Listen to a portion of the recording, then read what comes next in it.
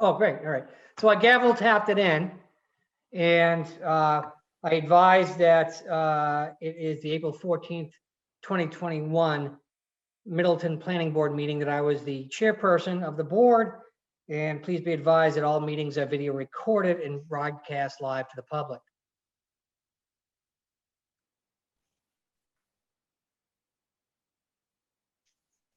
Mr. Chairman, Anthony DiGregorio here, just requesting nomination to be a voting member for tonight as the 5th Planning Board member.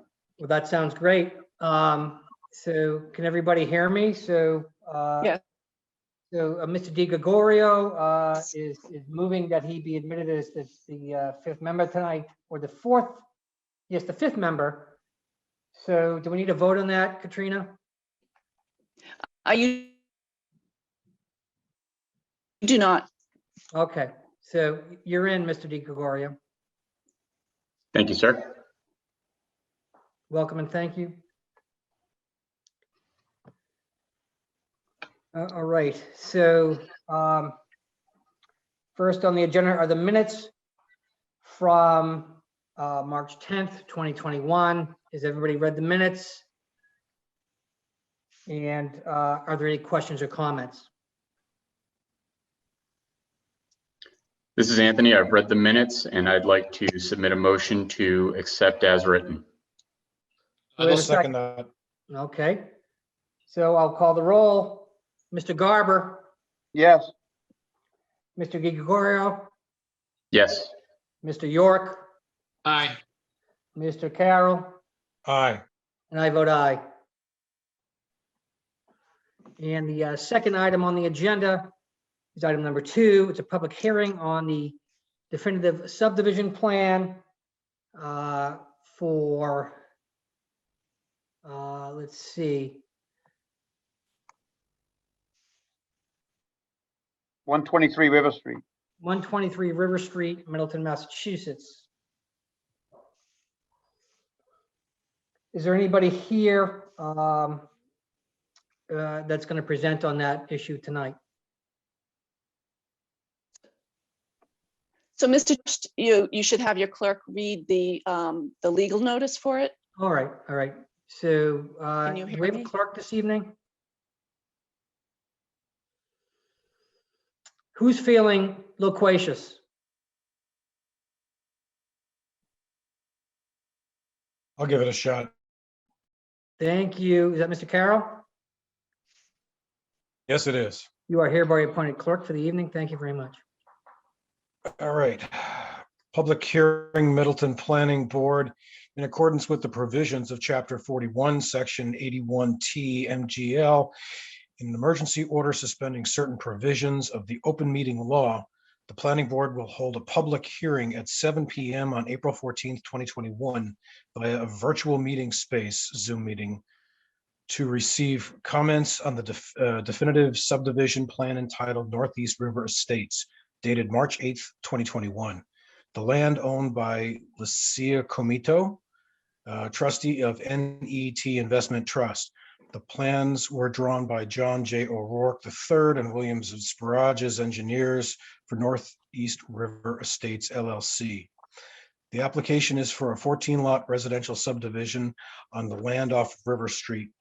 Property is shown as Middleton Assessor's Map number 31, parcels 27 and 27A.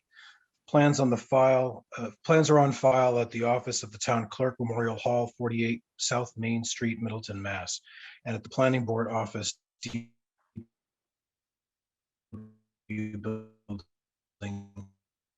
195 North Main Street, Middleton, Mass. Dave McGlone, Chairman. Could Okay. everyone hear him? I have some correspondence from Miss Mann in here. I assume she's the presenter.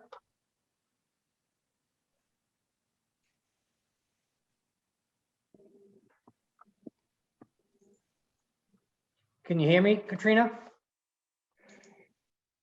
I heard you, Dave. Yeah, I can hear you, Dave. Okay, so that's Yep. great. So Yep. I just allowed, Jill should be in our meeting soon. Hi, Mr. McGlone. Sorry, Jill? I hadn't been admitted yet. Good Oh, evening. yeah, I'm sorry. We're done with the businesses tonight. No, Sure. I'm just kidding. I'm just kidding. So I do want to figure out who is here for the planning board, and only because I heard Mr. DiGregorio ask to be admitted as a member. The problem is alternate members aren't allowed to vote on subdivision approval, only on special permits pursuant to statute. Jill, they are in this case because it was an act Katrina, something's wrong to with the your legislature. landline. Didn't allow. Jill, until Katrina I know. expresses, I'm going to give you a list and I then, can't hear her. okay. All right, so I'm going to give you the list of the folks that are here now, and perhaps Katrina will clear up Okay, her issue. So Jeff Garber's here. Mr. DiGregorio was admitted sort of pro hack. Mr. York, Mr. Carroll, and myself. Yeah, my internet is like really weak, and they can. I'm so, I apologize. I can't really hear, but I don't know. So Jill, you have 4 members and 1 alternate present. Perfect. That's fine. I just wanted to make sure. Mr. Garber, I apologize. It's like odd when, I think I now can see people. It's like before, when you're not a presenter, you can't see with these webinars. Thank you very much. So I appreciate being told that. All right. hold Whenever on, you Jill. would like me I to have a begin, message. I can. I have a message from Stan Gloss, and they're asking that he asked that Katrina be allowed to call in on a landline. I don't have any problem with that.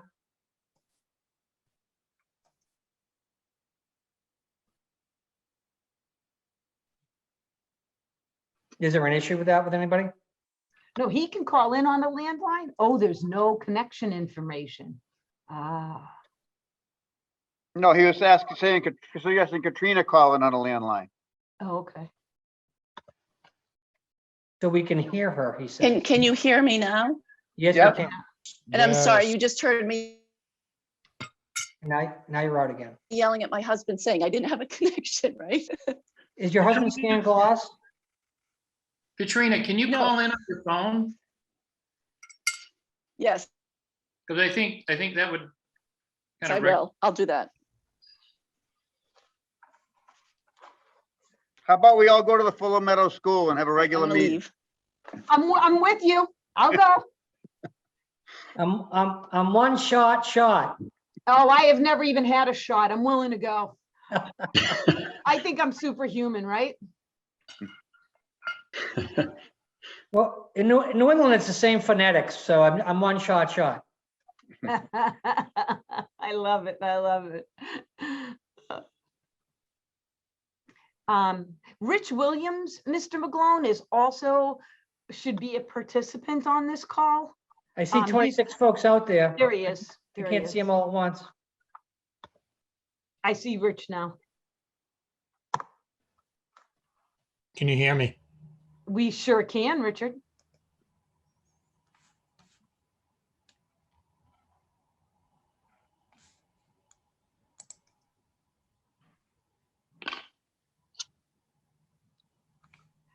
Mr. McGlone, do you want me to start, or would you like Yeah, to? if you don't have an objection to the amount of members we have. No, not at all. No, I just okay. wanted to make sure because I couldn't see them originally. Yeah, we have to keep some traction on this or we'll be here all night. So let's start with your presentation, please. Thank you. Sure. Thank you very much. I appreciate it. So good evening, Jill Mann here on behalf of Northeast River LLC, the applicant in connection with the subdivision with a request or an application for subdivision approval. This particular property, would it be, I would prefer to share my screen, and I think because of the way Katrina did it, I think I am going to be able to share my screen with you. Can you let me know if you could see my screen? I can. Yes, we can. All right, perfect. Thank you very much. So basically, I just want to give you an overview first. So this is the area of the subdivision. The property is 123 River Street. That's the Northeast Tennis compound, basically. So this is right now used as a tennis club and a swim club in the summertime. So it's kind of like a summer camp for kids and has outdoor tennis courts as well as indoor tennis courts, and it is active. So you can see where the tennis court building is right here. I'm going to annotate so that it just sometimes can be easier. So here's the indoor tennis courts, and here are the outdoor tennis courts. Basically, this is how the property is developed. There's parking in this area as well as a pool in this area, an outdoor pool for, you know, families. So let's clear that. You don't need to continue to see my first grade drawing. So the property consists of about 15.5 acres of land. It's clearly somewhat improved, but there's a lot of land that's been remains unimproved on the property. It's located in the R1B zoning district. So this particular property requires that each lot have 40,000 square feet and 125 feet of frontage, which you'll see that we've done on all the plans. It obviously clearly requires that we put in a subdivision roadway, and that is what has been done. We've actually constructed a subdivision roadway to be able to service each of the 14 newly or to be created lots. Again, I wanted to show you this front page because I think it's always good. Oops, sorry. It's always good to give you that overview. I'm going to go to the next page. This is just showing the entrance point and how we actually are going to gain entrance. So presently, if you can, and I know you can't see it, I'm going to show you again. Here is the way in which you enter the property currently. And then you end up being here with the parking lot, and the building is back here so that you enter the parking and the property in this way. You will note that there is another portion of the property that goes like this. For those of you who have been to Northeast River Tennis Center, there is a couple of driveways actually off of their driveway into the property. This right here is a legitimate granted easement for the purposes of which Mr. and Mrs. Gothier access their property. And that is going to continue, and we'll show you how we create an access point to honor their easement. I just wanted to point that out. So this easement, the way it's drafted presently, or the way it's shown and the way it is on the ground, will go away. And in its place, we will be developing a subdivision roadway, clearly shown. So basically, as you see, each of the lots, as I said, are 40,000 square foot lots. The property does have a very odd configuration of wetland, and I'm going to actually show it to you on the existing topo plan. Let's just, okay. So Rich did a little coloring of the plan for you to make it easier again to see. So you're just seeing everything that's dark is the existing conditions. The light is what we're proposing. Jill, can you zoom that, Jill? Absolutely, I can clear the drawings and let me get it a little larger for you. Oh, you know, every time I have my annotate, I can't do anything. So here we go. Would you like me to make it a little bit bigger? I Yes. can try. I mean, you know, it gets a little large, but That's better. there. So you can see the existing pool we talked about. Here's the parking area that Rich had colored in. And what I wanted to draw your attention to is you can see this green line.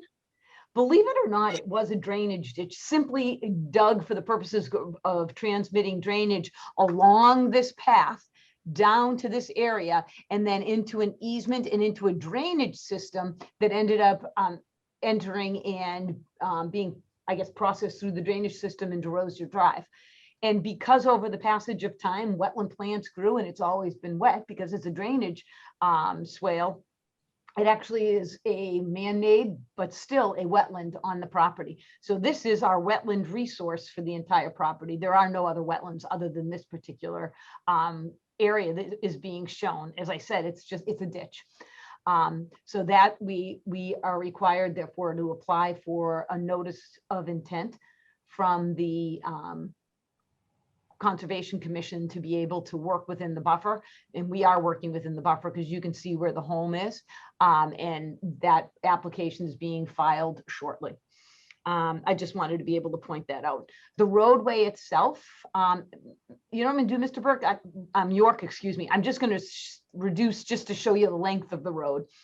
So here's our subdivision roadway. That's a 1,700-foot roadway. So we are going to be seeking a waiver for the length of road, but it does only service 14 homes, which is a very minimal amount of use.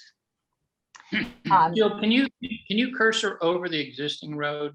Because I know there's a road going Of into it. course I can, sure. So right here, I'm gonna actually annotate it so that I can keep it there. So the existing road is right here. So Okay, this is- okay, so it's at brown, yep, the brown. Yeah, it's thing, that okay. odd colored. Yeah, beige. all right, got it, got it. So this, oops, I'm so sorry. So this road is about that long and provides service to the 14 lots.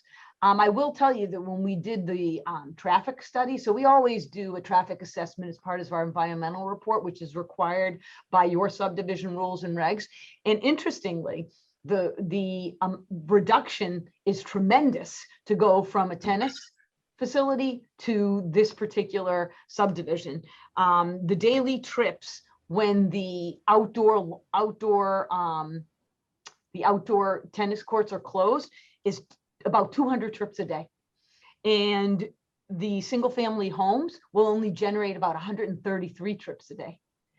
And when these courts are open, the Northeast Tennis Center generates about 520 car trips a day.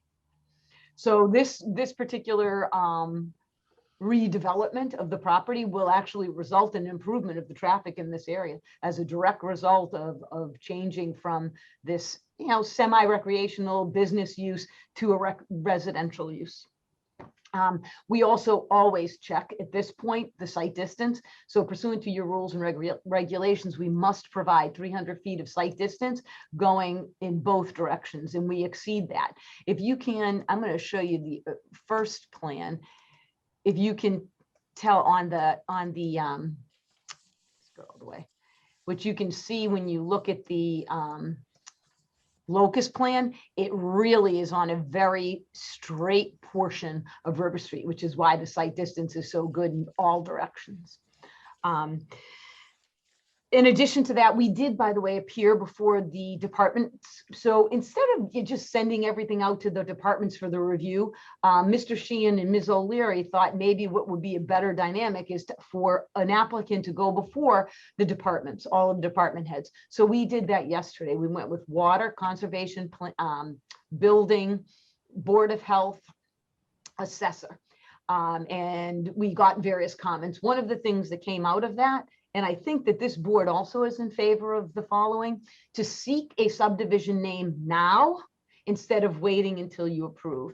So I have prepared the application to submit. And as long as this board says, yes, we want you to do that, then I will submit to the selectmen tomorrow for a proposed name for this particular road. The other things that came out of this meeting yesterday were questions relative to water connection.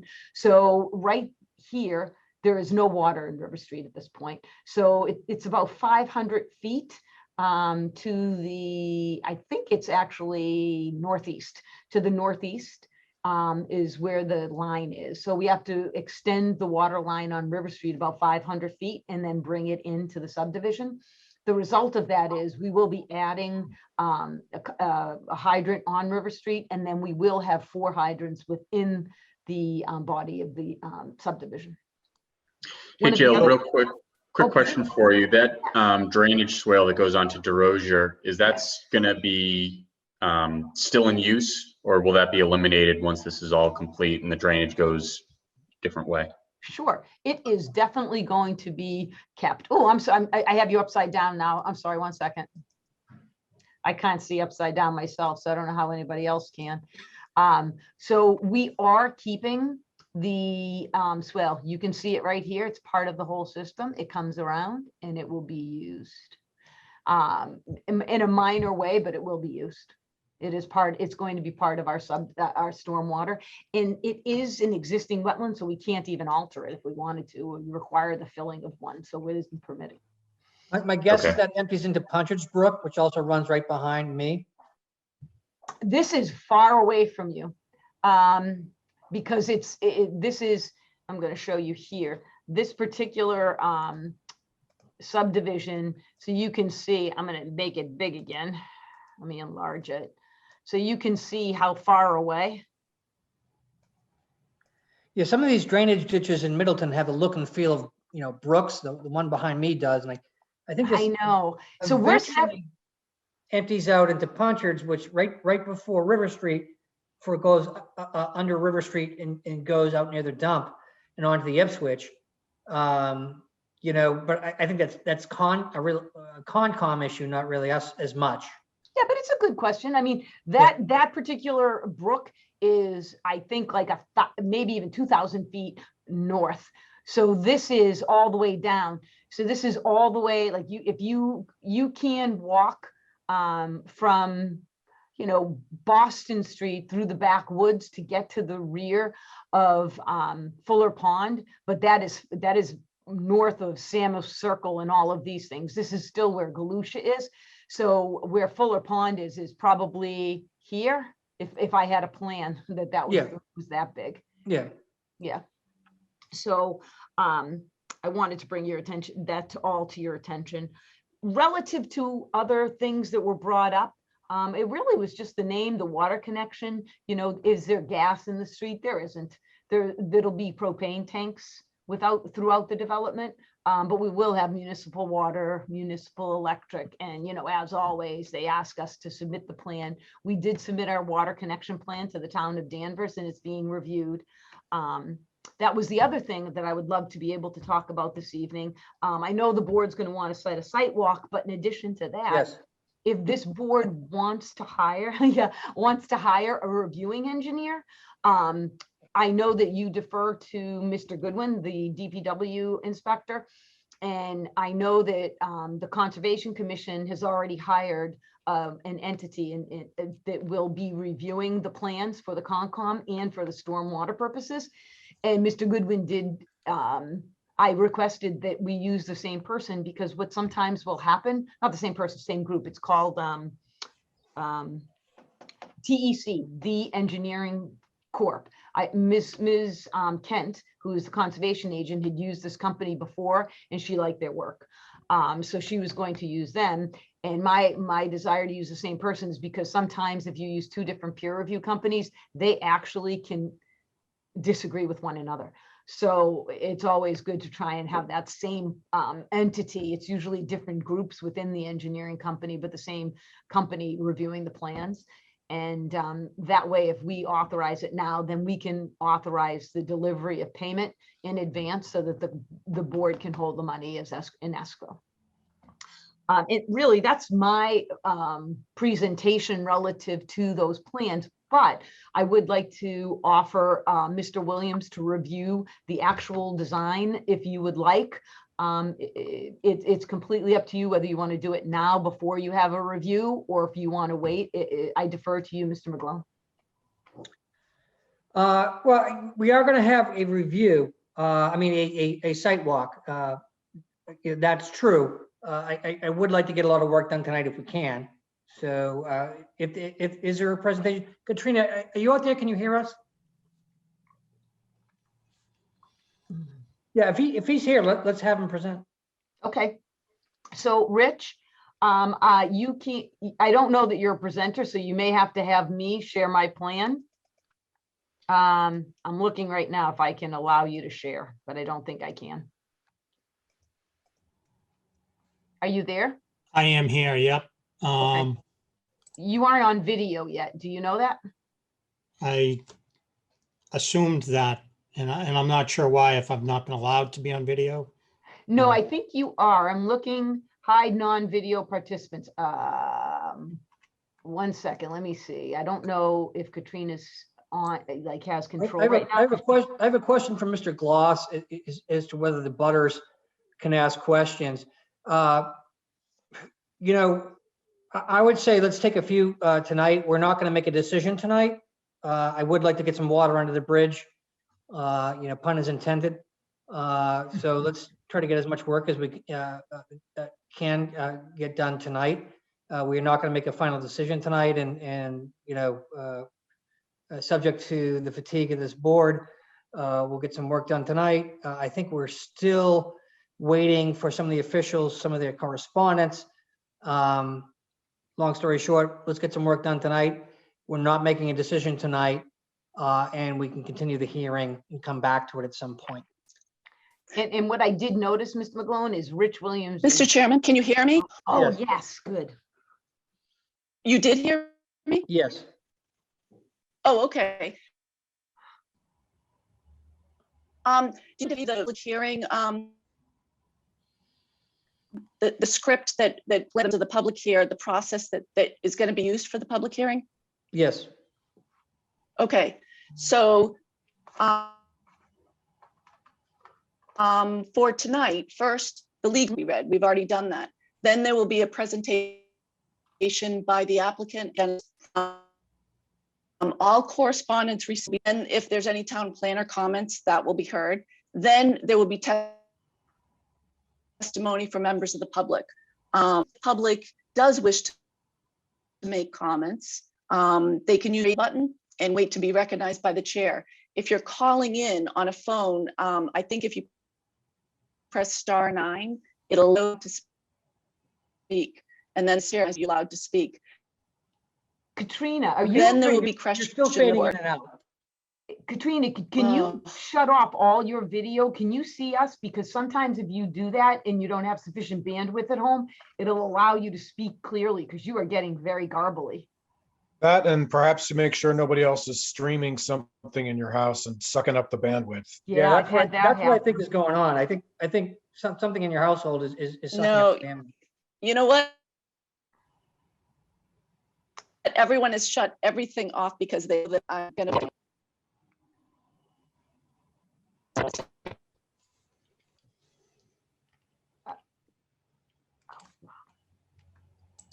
Katrina, do you want me to call you and put you on my phone so you can be on speaker? Yeah. Well, Katrina, I was thinking if you just call in on your phone, you should be okay.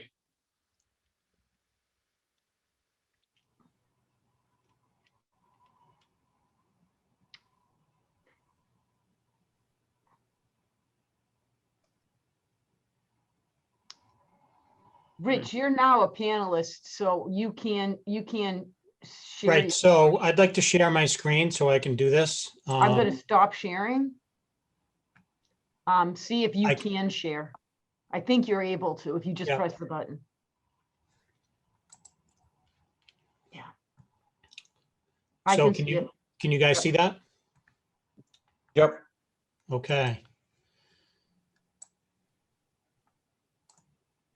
I'm going to zoom up a little bit, and as I get to the individual points, I'll zoom in further. And I'm just going to go through the drainage. I think Jill hit the other points pretty good. So I'll just take you through the drainage piece of it. The land slopes from the high side, which is on the westerly side.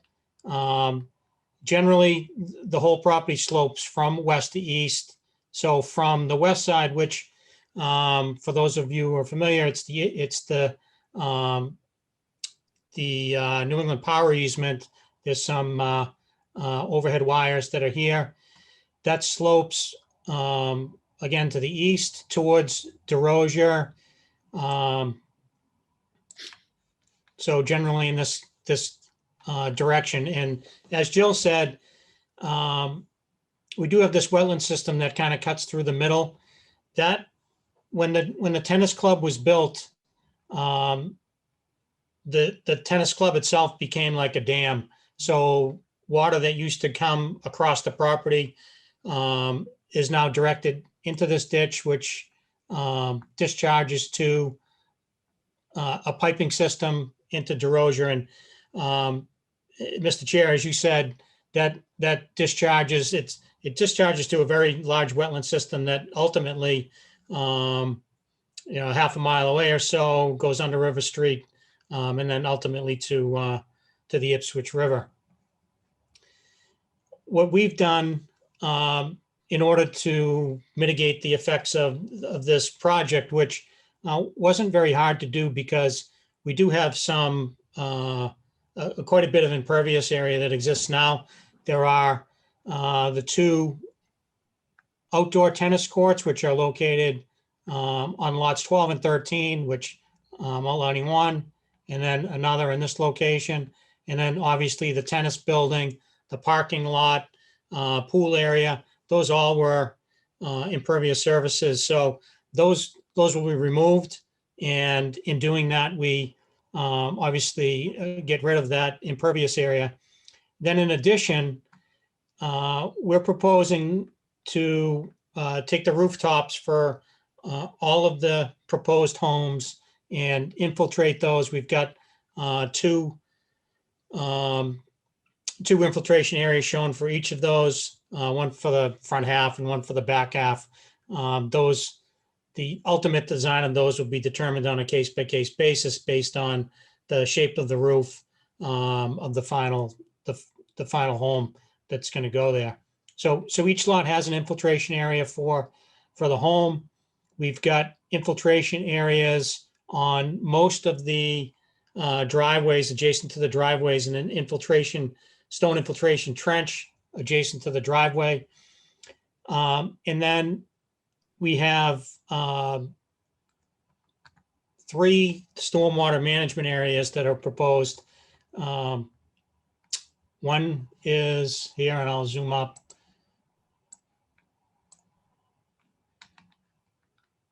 We've got a set of catch basins that collects the water from the cul-de-sac discharges. We've got one basin there. And then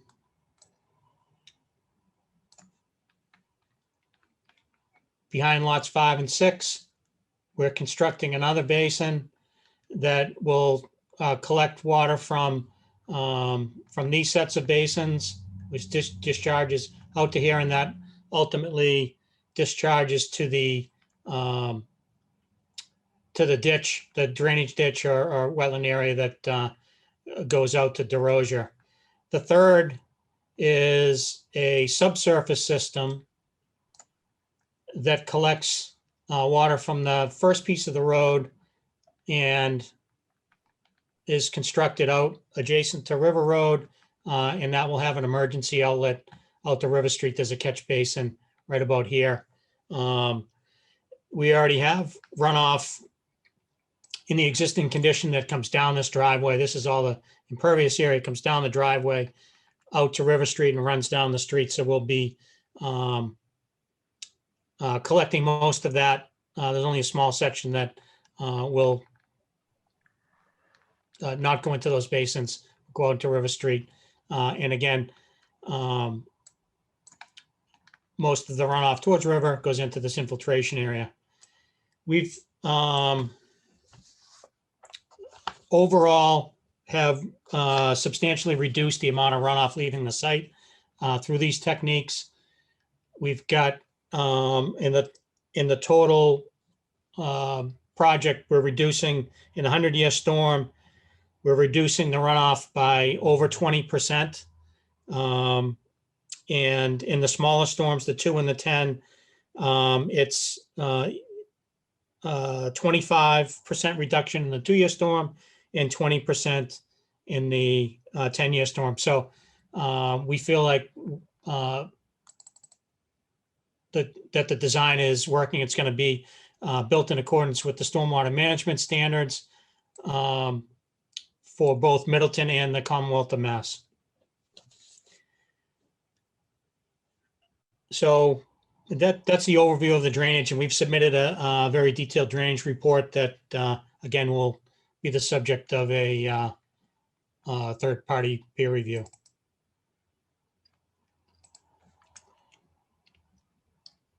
So I think. Okay, yeah, Ms. Mann, is there anybody else that you're going to present this evening? No, that was All the right. full presentation from us, Mr. McGlone. Okay. Katrina, if you can hear me, do we have official correspondence?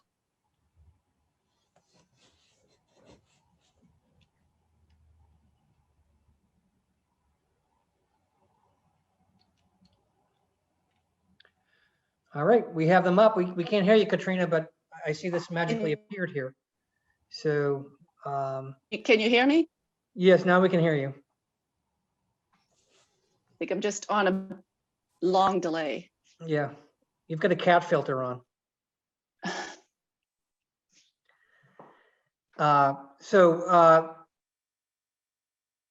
we have the, Mr. Carroll, do you want to unmute yourself and perhaps read this correspondence as our clerk this evening? Very well. Department comments, 123 River Street subdivision from Derek Fullerton, sent Sunday, March 28th, 2021 to Katrina O'Leary, subject 123 Street definitive subdivision. No comments at this time. I'm just going to go down to where it actually says something. Good afternoon. Looks good. Water is being extended and hydrants are on the plan. Thank you, Tom. Thomas J. Martinek, Chief of the Department, Middleton Fire Department. Can you roll it down a little bit?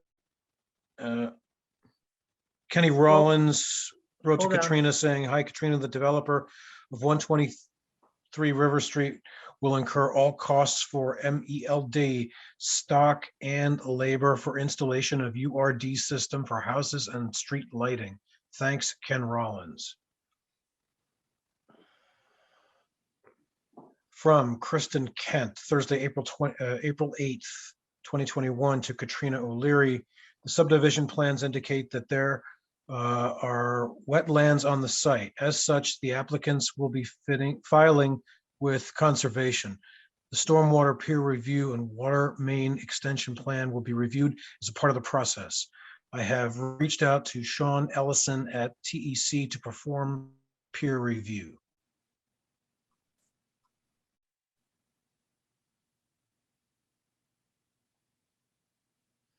I don't believe Diane Vasapoli is the official, right? Can you hear Can you me? make it a little bit, Off and on. can you make it a little That bigger looks like it for may me? be in a butter letter. That's in a butter letter. Do you want me to read that? Yes. No, it's not an official comment. We make it part of the record. I think it may help eliminate some duplication if we read the abutter letters and comments that they've sent in already. May help eliminate the duplication that people may have during public comment period. How many letters do we have?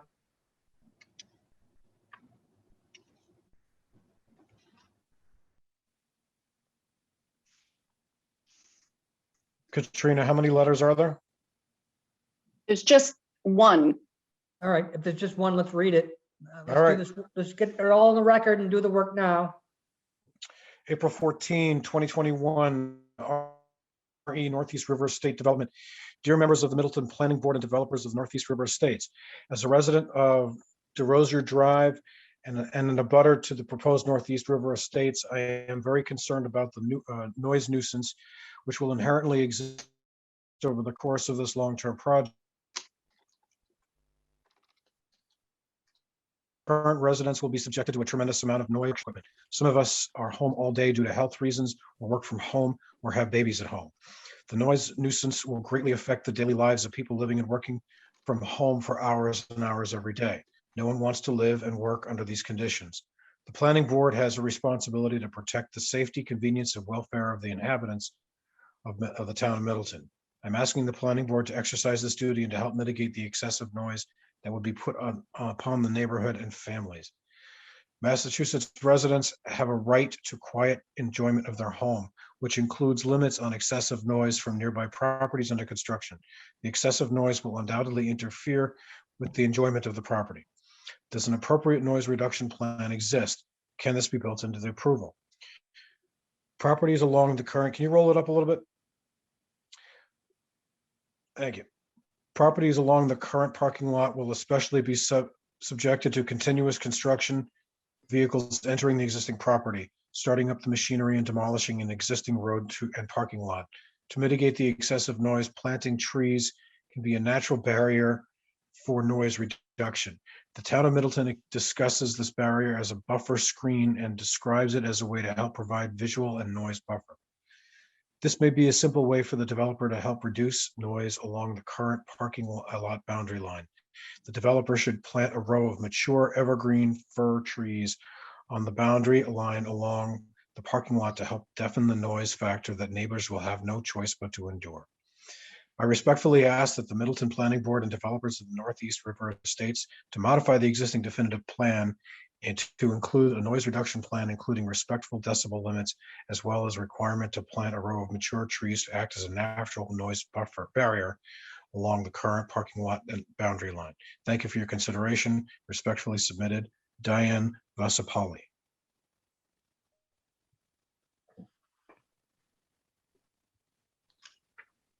Okay. Katrina, do you have any comments? Um, I see you've If- reserved. If you can hear me. Yes, we can. Everyone hear me? Okay, Yeah. good. At the development review group meeting that was held yesterday, the applicant presented their project and staff brought up a couple of requests that they incorporate in the subdivision plan. And one was a pathway from the new subdivision roadway to either DeRozier or Cabral. And we may have an abutter that could give us an easement to make that happen. So that's one thing. And the applicant did say, would their engineer work on possibly routing a stone dust pedestrian walk from this new road to Cabral. And that's going to help with pedestrian, for pedestrians that can't walk on River Street and have no way of getting all the way up to Boston Street where sidewalks start through this new roadway. The second thing is kind of easement, or if there is enough width along River Street, we want a sidewalk along length. And we know it's a side. Hopefully you can still hear me. Hopefully in the future. I don't know how much of Katrina, we you can't were hear able to that hear. part. You're gonna have to repeat the River Street side, or I can help you Yeah. with that, but You're going to have to repeat the River Street sidewalk. Katrina, I'm just gonna tell them what you intend, and if I go get ahead. it wrong, tell me.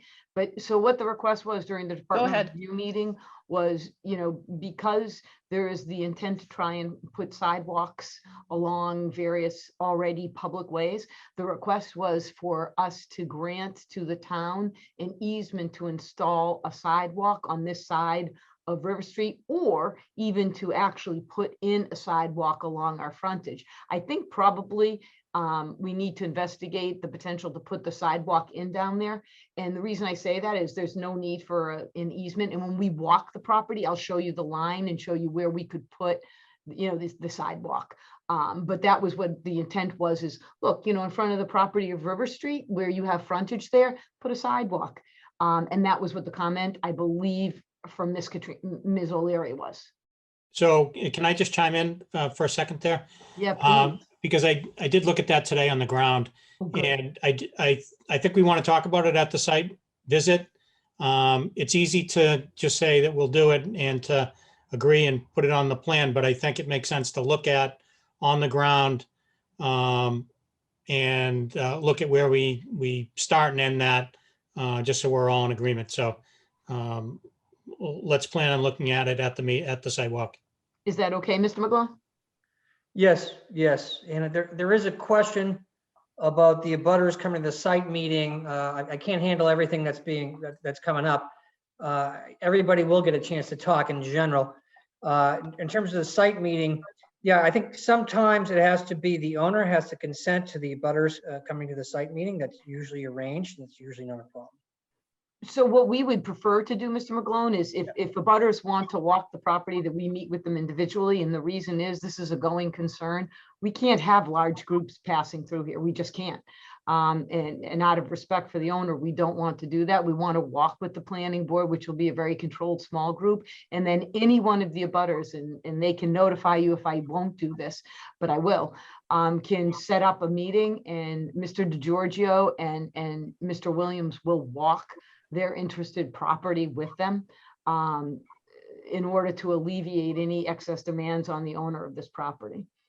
So the answer is, while the planning board cannot compel it, it's quite likely and probably not the same time as the planning board. But we will attend to them. We definitely will meet and walk with them on the site, but we prefer to have the planning board meeting independent and not have a huge group. Yes. And again, I can't handle every question that comes up during this process as we're receiving information. But I did see a notation from Mr. Gloss that works for them to the extent he represents the rest of them. So, so yeah, let's continue. And not to overlook the letter as well. I mean, in addition to the sidewalks and the easements that we discussed, we'll definitely take a look at buffering and screening in between abutters properties and this property during the site walk. I don't think it's appropriate to go into a ton of detail on it tonight. But I think when we visit the site, that'll definitely be a concern that we take a look at is adequate screening.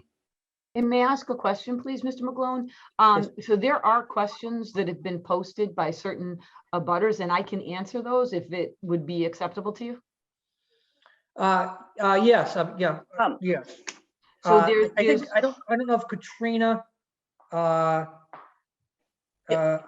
hold on, Joe. Maybe you can do this at the end. Yeah, of course. Because if Katrina is done with her comments, and I have some indication that she is, I believe that there's going to be questions from the public. So instead of you trying to handle everything all at once, let's see how the questions come in. Sure thing. Katrina, if you want to set that up, please. Okay, Mr. Chairman, could anyone who wants to comment raise their hand? Raise your hand just to make sure everybody heard her. If you'd like to comment, please raise your hand and she will admit you in. Hi, I've been admitted in. Do you mind if I comment now? Ah, there she is. Okay. Who is this? Hi, my name is Sarah Borshati. I'm representing the residents of 40 Cabral Drive. They're my parents. They're not here right now, but I thought I would ask the question for them if it's appropriate now. Yeah, we'll take it just because technical difficulties, and it seems that you've been admitted in. And Okay. so go ahead. Okay, thank you very much. So I heard a lot of the commentary about the geography of the area in question. So we are located at 40 Cabral Drive, which in proximity to lot 7, I believe, given the plan, we are lower than that situation. So lot 7 would be over our property, hanging over us. There's a question we have about the proximity to our boundary line, just given the fact that, again, the property lot 7 is above us. And so we were wondering if there's any questions or other comments about the fact that maybe that property could be moved closer to the street potentially, given just the situation. Again, this kind of is redundant now, but the noise concerns and the construction concerns, given that it's so close. So that's generally the comment. Ms. Mann, do you want to respond to that? Oh, sure. You want us to? Okay. Go ahead and respond to that one. You know, I know that's been done elsewhere. I assume you're building within what our zoning code allows you to do right now, Yeah. and you're not violating that. We are. I can answer that question. Richie, maybe share the plan so they can see it. It might not be a bad idea. And then we can see it when we walk.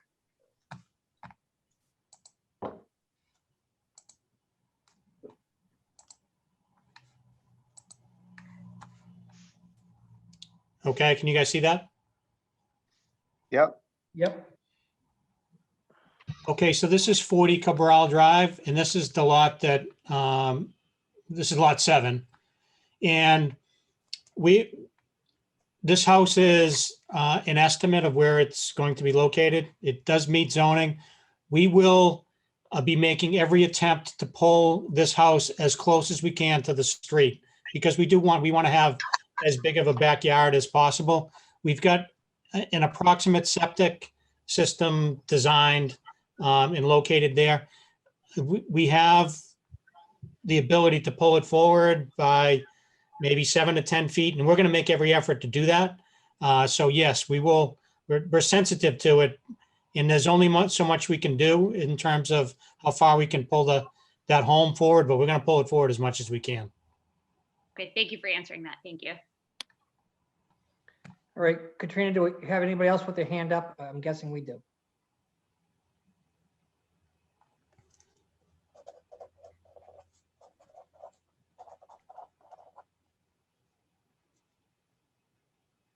I raised my hand. Can people hear me? It's somebody named Tony Wood, Mr. McGlone.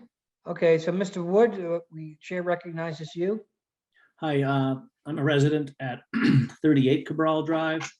So I'm the triangular property directly next to the one that from the previous speaker. And my question relates to, I have two questions. Will you plan to clear all the trees? This is a forested area currently. And so if there's a plan to clear all the trees in preparation for construction, being that the slope is quite steep, as you described, it is downhill right from the other side of the proposed road all the way down to the backyards of these properties along Cabral Drive. If you remove all of the trees in that area, is there a potential for destabilizing the ground in which the existing trees in our backyard are rooted, which then could lead to them to be destabilized and possibly, subject to windfall and things like that? So is there a plan to leave a buffer of trees? Are all the trees going to be cleared for construction? I'm just concerned about destabilizing this. It is quite a steep hill. And my second question is, how is there sewage systems proposed to be in front of these houses when that's actually uphill, because that is the slope is in the reverse direction? So those sewage systems would technically be uphill of those houses. How does that work? So I'll answer both those questions. I reckon Mr. Williams is speaking. Yes, correct. We don't have any plans for clearing the trees right up to your property line. There could be some tree clearing if we end up doing this path that would take place over here on the, I guess, the DeRozier side of the head wall of that drainage inlet. We're not proposing to clear trees up behind your house. Even if we did, it's my opinion that there would not be a destabilization of the soils on your property. We're going to manage stormwater during the construction process. So the answer is no. I don't think that there's an issue with the destabilization. Secondly, we do have septic systems in front of the houses, and we're doing that by putting some fill in this area, and we do have good depth of material, so we can take some material out and be able to put the septic in the front. And it varies from lot to lot, but in front of lot 7, which is near you, that front lawn will be pretty much flat. So the septic is out here, but it's not going uphill for sure. We've set the foundation so that we can get to the septic systems. May I ask one third question? Sure. Yes, go ahead. This forested area is actually a significant wildlife corridor. We regularly see large deer traversing through. They go right through that corridor that you indicated there. They travel through there. I think this is a corridor for them to connect to the power lines behind. And we see foxes, we see owls. There's a lot of wildlife that lives in this because it's a forested area. Is that just, are those gone now? Is there any plan to I see that. I'm on the other side of you. So there is exactly that. It's a corridor. I analogize it to a butterfly, and this is like the middle area where it sort of gets really thin. And so they're all sort of forced into this corridor, and it's like a parade going through every day. It's quite something to watch. So, but I'm sort of on the other side of you, so I'm seeing it on the backside. Mm-hmm. But I don't want to water down his question. Is there an answer to wildlife concerns? Well, we deal with this on every project. I mean, there's going to be some areas where there's wildlife that they won't traverse through anymore. They'll find other locations. There are substantial areas of undeveloped area in this part of town, so that's where they'll go. But there'll be deer in these yards. That happens all the time, so that the deer won't go away. It's sort of becoming more like an emerald necklace more than a wooded tracks. You see what I mean? I mean, they're sort of skirting by the developed areas to get into the woods. these nodes of large woods. Yeah, see the Fuller Pond Condo Trust, that's exactly where I am on the backside. So a few So- of us are, Yeah, so we're here. yeah. And so this area will be developed, but there's huge, I call it huge. It's a big area of undeveloped and not to be developed because that's all wet. Well, yeah, some of it's too wet and they seem to be attracted to the water. I've actually got mink out behind here. So at first I thought they were squirrels, but they're actually mink. All sorts of things. But there'll still be wildlife there. It just won't be, it won't be the same as it is now, but there'll be wildlife there. Anybody else with their hand up? This is Stan Gloss, 7 DeRosa Drive. Yes, you're recognized, Mr. Gloss. Yes, so if you pull up the plan, my house is actually between lots 3 and 4. And I think I have the most contact on this. It's pretty close to my property. And just to give the committee an idea, right now, if you pull into the parking lot, your headlights are either going directly into my kitchen or almost into my second floor. That's the slope. And so not only is it a noise problem and a visual barrier that I need a visual barrier because literally cars are pulling right in and shining their headlights directly into my house. So I agree with Diane. We do need some a barrier across here as soon as we can. The other thing is, I just want to ask Jill and Ralph to just leave as many trees as we can back there and preserve as much of the tree line as we can, because it does help with everything back there. On these proposed charts, these are estimates of the size of the house and estimates of the location on the property. All of these house positions right now are kind of position only for placement, right? Mm-hmm. So they can't go back beyond 30 feet of the property line, but they could shift around. And again, it's, right now when I go look at my property line and where the lot line is between my house, it kind of comes right between my house, and I have a house to the left and a house to the right. I mean, it's better than having a house directly behind me. So, and I walked out there and I looked at the plan because the lot 4, actually the proposed house sits on top of the existing large pool area. And lot 3 sits on my property line between myself and Diane. So that gives, if that's the true scale approximately, then that's spacing wise, it's fine. I did spend quite a bit of time with Richard going over the drainage, and I'm confident that this drainage system is well designed. I don't have concern in my location, given I was directly behind a pool that used to potentially overflow and other things. So it's much less risky for me to have a house behind me than a pool behind me. So, like I said, I think this is well thought out, and I appreciate if anybody had questions, Richard is a very good resource to call up. You just look at the plan and call him up, and he's very patient in terms of asking questions around the design of the plan. So I want to thank Richard for his patience in explaining and answering most of the questions I had. I just that's my only concern again is noise and making sure our privacies are doing. I understand it's going to be noisy for a while. Yep, So- my guess is you're gonna have far fewer headlights, even if the parking lot wasn't pointed in your direction before.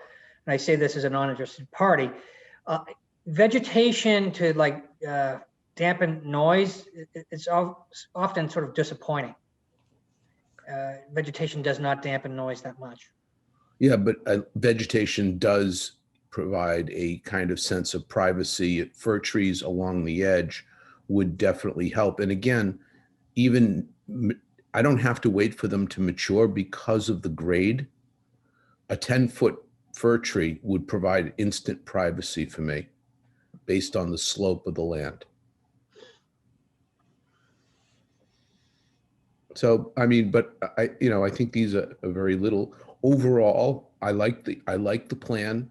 I think it's an improvement to I would much rather have multi-million-dollar homes behind my house than the tennis club. And like I told Katrina, I've lived here for over 20 years with that pool behind my house. And if I hear another kid yell Marco Polo, I'm just gonna go nuts. So it's I'm going to be happy to not hear the sound every summer, feeling like I'm at a day camp. So Do the teenagers play their music really loud when they pull in as well? nope, because it's mostly kids. No teenagers. It's mostly young kids. There's no teenagers don't belong in this pool. It's not cool enough for them. But thank you for the consideration. Thank you. Are there any other hands up? No. Oh, yes. Oh, Stan just raised his hand again. No, I lowered it. I Oh, lowered. all right. Okay. I just wanted to make sure. I don't know whether I'm lowering or raising it. It says I'm done. Yeah. But that's all. So, This is Anthony. Just one thing I wanted to touch on. I saw that there was an anonymous comment in the question and answer that asked, will the volume of water that passes through the existing wetland path change? Will it increase or decrease with the development of the subdivision? And I just wanted to respond to that and just, let that person know that that's something that Concom will definitely be looking at. And that will be something that goes to peer review. They'll look at the entire drainage system to make sure that if it does increase, or if it is planning on increasing, that DeRozier Drive has, a substantial enough system to handle whatever the flow may be. I can answer that pretty quickly anyways. And it probably makes sense to give you that answer now. Okay. In the 2-year storm, we're reducing the amount of water to that drain by 11%. Reducing it by 15% in the 10-year storm and 20% in the 100-year storm. So all storms is a reduction in that system. There's something I'm confused by, Mr. Williams. You said that the tennis club now, as it stands, is acting as a dam. So if something's not dammed, well, it's a dam. It's a dam that directs water to the drainage ditch. In other words, it used to flow freely flat across the site. When they built that tennis club, it stops at the building and then has to flow around in that ditch. All right, and what's it going to do now? Well, that ditch is staying, but we're taking flow that used to go there. Like the tennis club is like 30,000 square feet. That's going to go away. So the flow to that ditch is going to be smaller. We can't move the ditch because it's a wetland resource. Otherwise, we would move it. If it was just a drainage ditch, we would move it, but we can't. Did I answer your question? Yes. And there's no other hands up, just for the record. A couple more questions that I do have. What is once approved and construction begins, what's the construction timeline? So I talked to Ralph today about the road construction. He says that he can build the road in 3 to 4 months. I think that's, and I believe him, but I would assume it's the most 6 months. And then the construction of the houses is going to be a little bit market driven, but we think 2 years to build all the houses. Thank you. I have I had a a que- question for you. Do we know what the additional water consumption is going to be from these houses? Yeah, I can do a quick calculation on that. It, I mean, and you want to do that net of what the tennis club is generating with a pool. Although we can't control whether these houses get pools. yeah, when you, a little different because the tennis club is on a well. And Okay. this will be on water, but it's the domestic flow from or for the total of those houses is like 6,000 gallons a day, which is a pretty small number. It's Will they have sprinklers or no sprinklers on the lawns? Some sprinklers. My guess is the individual homeowners will end up putting sprinklers in, but we don't intend on putting them in. Okay. And then also because this is a tennis club and because there are showers in the individual dressing rooms, I think that their Title V system, Rich, is fairly large size to handle all that, isn't it? yeah, it's pretty big. Yeah, so I think the septic system totals are probably, if not equal, tennis club could even be more. I had a question. Yeah, though. It The it garbage. looks like you intentionally, when you pull in a new road, the two lots on the left that aren't part of the subdivision, you intentionally didn't give those people frontage on the new road. Would you be willing to do that? And is there a reason why you didn't do that? Sure. So we didn't intentionally do that just because of the way the road went. So you had to create Lot A. So we had to actually create that roadway. And we are actually talking to the Gothiers about the connection. It isn't an attempt to deprive them at all. Am I right, Rich? I mean, it's not. That's correct. The house that's adjacent to parcel B has frontage on River Street. The Gothier parcel does not, and they will have some frontage on this road. I think when we're done, we're working with them to construct a new access and a parking area for her home. So they'd be able to put a driveway from the new road if they chose to in the future? Yeah, both. We've got two driveways that go there now. One goes to the Gothiers and one goes through the Nacimientos. yeah, thank you, Jill. To the Mitchell property, and those are both we're going to provide them the same access, but with the Gothier property, we're doing a little bit more planning. The other one is just continuing their access. So that'll show on the final plan? Yeah, it's on the plan now. But the final disposition of lots A and B will be on the plan. Okay.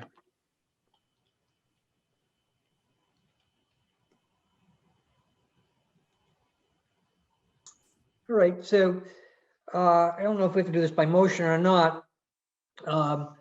It's my suggestion that we schedule a site visit and that be on May 12th.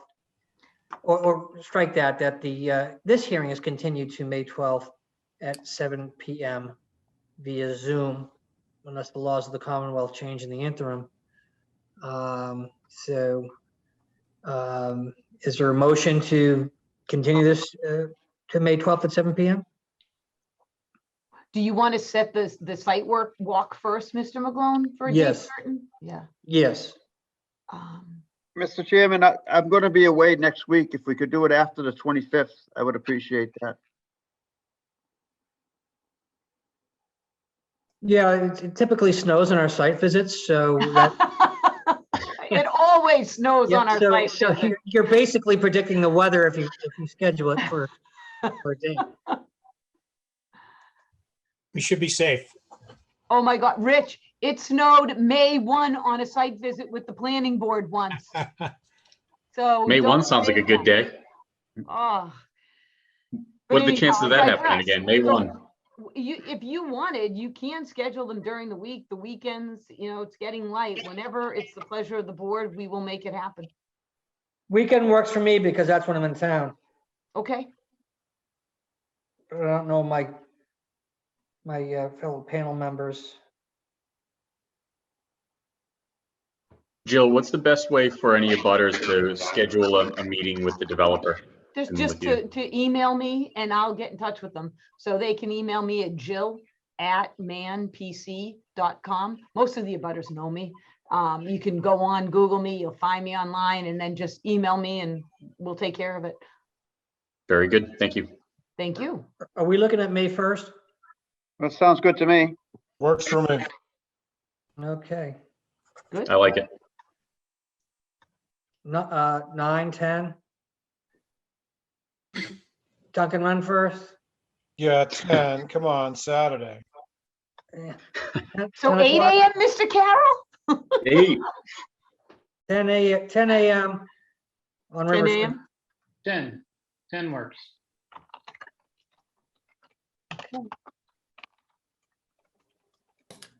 We'll do as we always do. We'll put stakes in the center line of the road. We'll show you where our stormwater basins are. And, we'll show you the center lines of certain of the lots so you can see where we come up, and that'll be it. If you need something else, Rich will be there and he can show you based on a plan, walk you to whatever features you need to look at. And we can look at the back lines of all the properties. Will the back lines also be staked? That's one of the questions that someone we has don't- written here. So we'll stake the corners of the boundary and then you can see them based on that, right, Rich? So we stake usually the corners. We're gonna stake all of the perimeter, is that what we're saying? The corners of the perimeter so you can see them, Richie. Or Yeah, somehow and off. we'll get some flags. We've got a bunch of flags out there along the perimeter already. So, yeah, well, we'll be able to know where we are. Okay, perfect. There are other questions coming in. There will be more time during the next hearing to address these questions. And please, if you do have any comments, you can also email them to me, and so that we can get to them to the planning board in advance of the meeting and they can be read at the meeting. There's also how do the abutters schedule a meeting with Jill, Ms. Mann, I guess they should email. You gave out your email address, correct? I'm doing it right now. I'm gonna email, I'm gonna actually write it in the chat, All Mr. right. McGowan, so they can see it. So email me at Jill. Okay, there.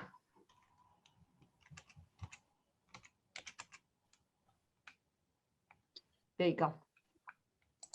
Ms. Gothier, I believe we get to your concern in our next meeting. She writes, I am working with Rich and Ralph on the entrance into my home and retention walls between my yard and street. 121 River Street. I am satisfied they will take care of my needs during construction. I don't know if that's a question or before we move on. Do you see your comment there? I can't see her comment, strangely. Okay. But yes, we Oh, are. it's just a statement, but go ahead. Who is speaking? Yeah, we met with her today and we have a game plan. We're gonna do some additional detailed plans, and Ralph has committed to working with her to make her situation acceptable. Okay, we're gonna move on now from this hearing. Mr. Chairman, I'd like to make a motion to continue the hearing until May 12th during our 7 p.m. Zoom meeting. Is there a second? Here. Okay, who was that? Brian Carroll. All right, Mr. Garber, Yes, Mr. Di Gregorio, Yes. Mr. York, Yes. and I vote yes. Thank you. Thank you very much. We appreciate your time. Thank you. Thanks, guys. I think I'm here for the next one too. Is this the presentation by the master development? No, it's Planning. just that endorsement for the plan. All right. I don't see that. Ridgewood Estates. All right, Ridgewood Estates. Oh, Ridgewood Estates, Phase 5, request for 81X endorsement to allow approved subdivision plans to be recorded. Right. Is there anybody here speaking on that, Ms. Mann? Yes, Mr. McGlone, Jill Mann here on behalf of Bay Development, the purchaser of the lots located in Phase 5 of the Ridgewood Estate subdivision. These plans were approved back in 2014 and then modified again in 2016. The plans that we have submitted for endorsement are the 2016 plans. Prior, we had some contest relative to authority. So what I had my assistant do is to send to Ms. O'Leary a copy of authorization from the owner of the property's attorney confirming that that endorsement is acceptable and they agree and support our request for the endorsement of the plan, simply stating that the plan has not been changed or amended and that the board hasn't changed its decision. And in order to certify those aspects of the plan, Chris Bradges did in fact submit an engineer certificate that was also submitted to the board along with my request for endorsement. Thank you. All right. Anybody else speaking on this? Any hands up out there? Nothing. Mr. Chairman, I Yes. should add that I don't see any reason why it shouldn't be endorsed with an 81X certification All or right. certified. Do any members of the planning board have anything to say with respect to this? Hearing none, is there a motion to grant the request for 81X endorsement to allow the approved subdivision plans to be recorded on Ridgewood Estates Phase 5? So moved. Thank you, Mr. Carroll. Is there a second? I'll second it. Thank you, Mr. Garber. And we'll go through the roll. Mr. Garber, how do you vote? Yes. Mr. Di Gregorio, how do you vote? Yes. Mr. York? Aye. Mr. Carroll? Aye. And I vote aye. I appreciate it very much. May I just ask a procedural question? What do I do with the plans to get them signed? Do I just hand them over? Because Katrina's not in the office, so do I just drop Oh, them to just the bring office?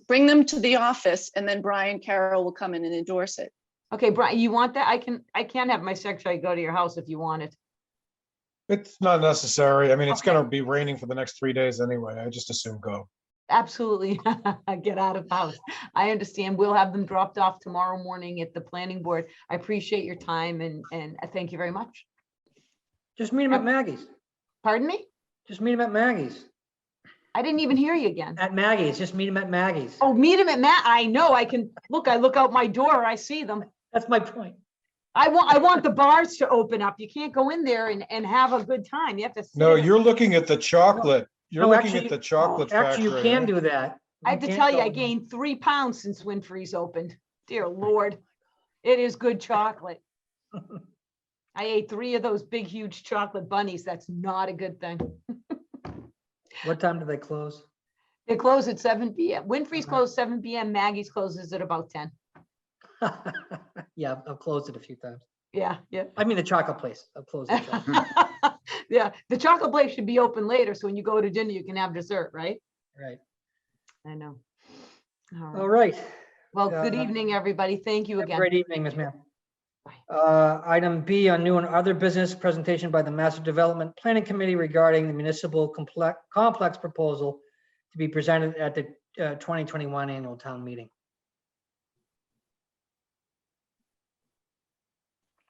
And Katrina, I don't, there's nobody else here to speak about that, right? Is Katrina here? Right, Mr. no, Sheehan? we have a, can you Mr. hear me? Sheehan is here. We have, yes. Excellent. Mr. Sheehan, is there anyone else that needs to be let into the room? Oh, Frank Twist. Yeah, yeah. Chief Twist and Bill Renault should be joining us. Okay.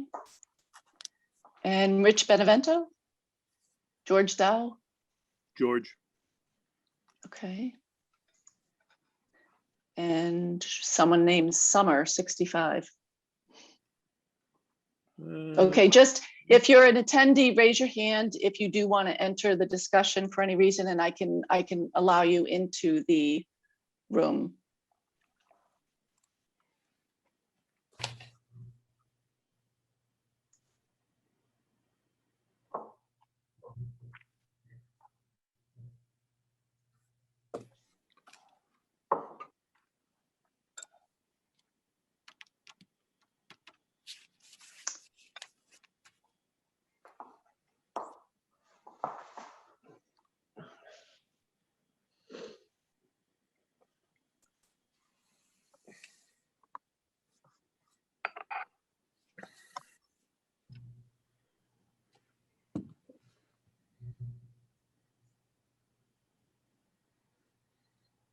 Are we in a recess?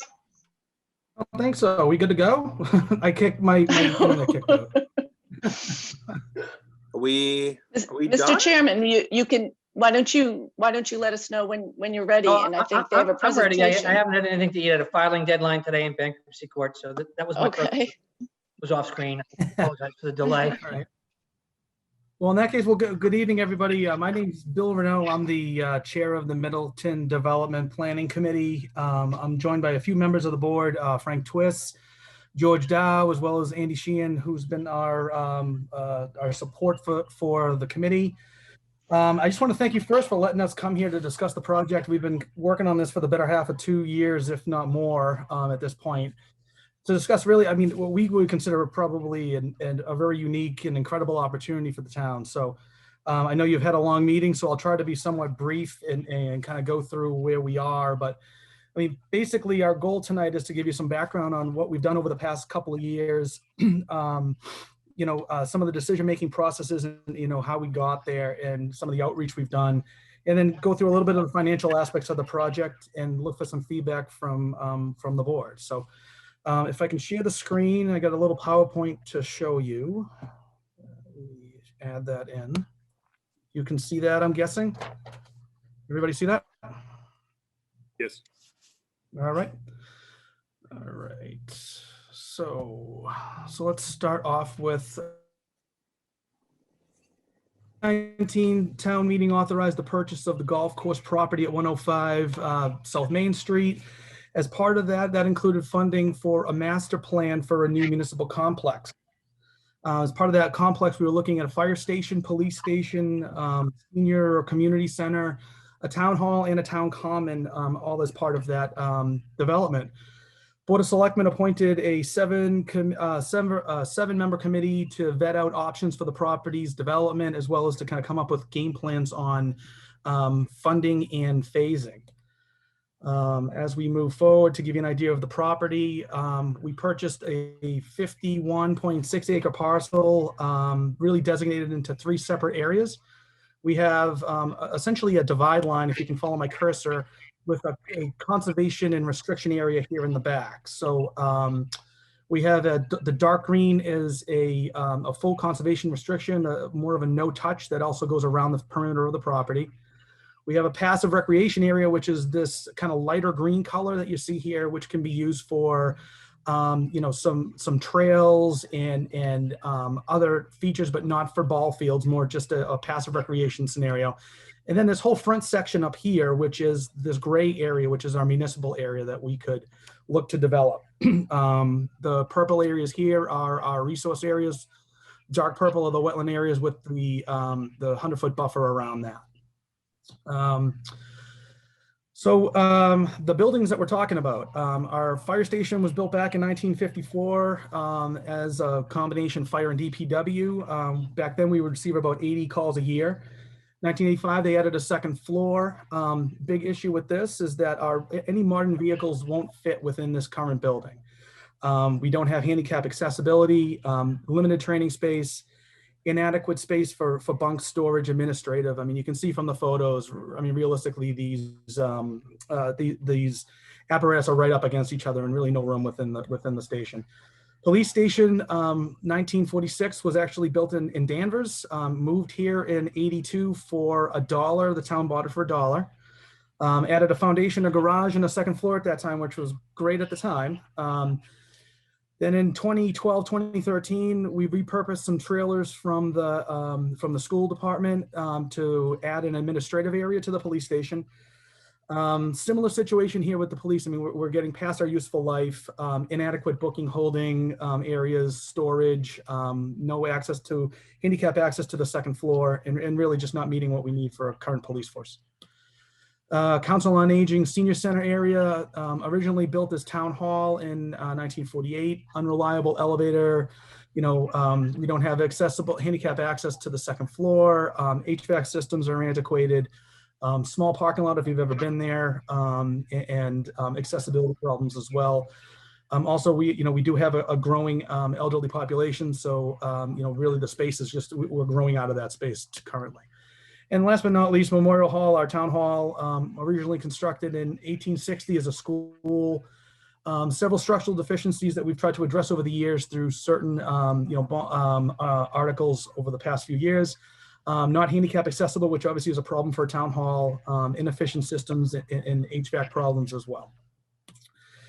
So why is it critical? So, our public facilities basically haven't kept pace with the town. Our population has grown has almost doubled in the last 20 years. Our fire department calls have increased by over 500 calls per year in that 20-year span. Police calls are tripled. Households we've doubled. And our elderly population, 65 and older, has gone up by about 10%. So you can see that really our community has definitely shifted over the last 20 years, and our current facilities are just not supporting those. So we went with a planning process with and went through a RFP process to hire an architect and design team to look at really the needs of the community. So we did an evaluation of the existing buildings.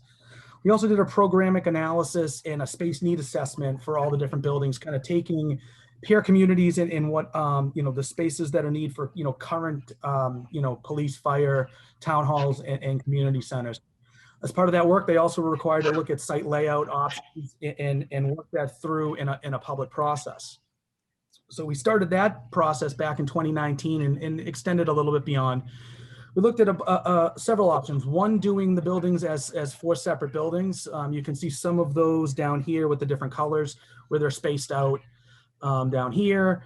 We looked at combining them together and pushing them towards 114. This right side of the screen would be on all of these graphics would be your South Main Street area. And we looked at combining them into essentially 2 clumps of buildings and how that would fit on the site. What we heard was that the group would prefer to see a town open space area here for our town common close to the street, push the fire and police stations as one building towards the northern portion of the site, and then have the community center and town hall as one building tucked kind of towards the back. The proposal includes a new, essentially a new boulevard road to bring you into the site, extended parking for all the facilities that would be here, plus for events for the town hall and for the community center as well as town common. So that kind of shows what this site plan is and the kind of a rendering of what this could look like. This gives you an example of what it looks like for the public safety building. This view would be from 114 with the main driveway coming in.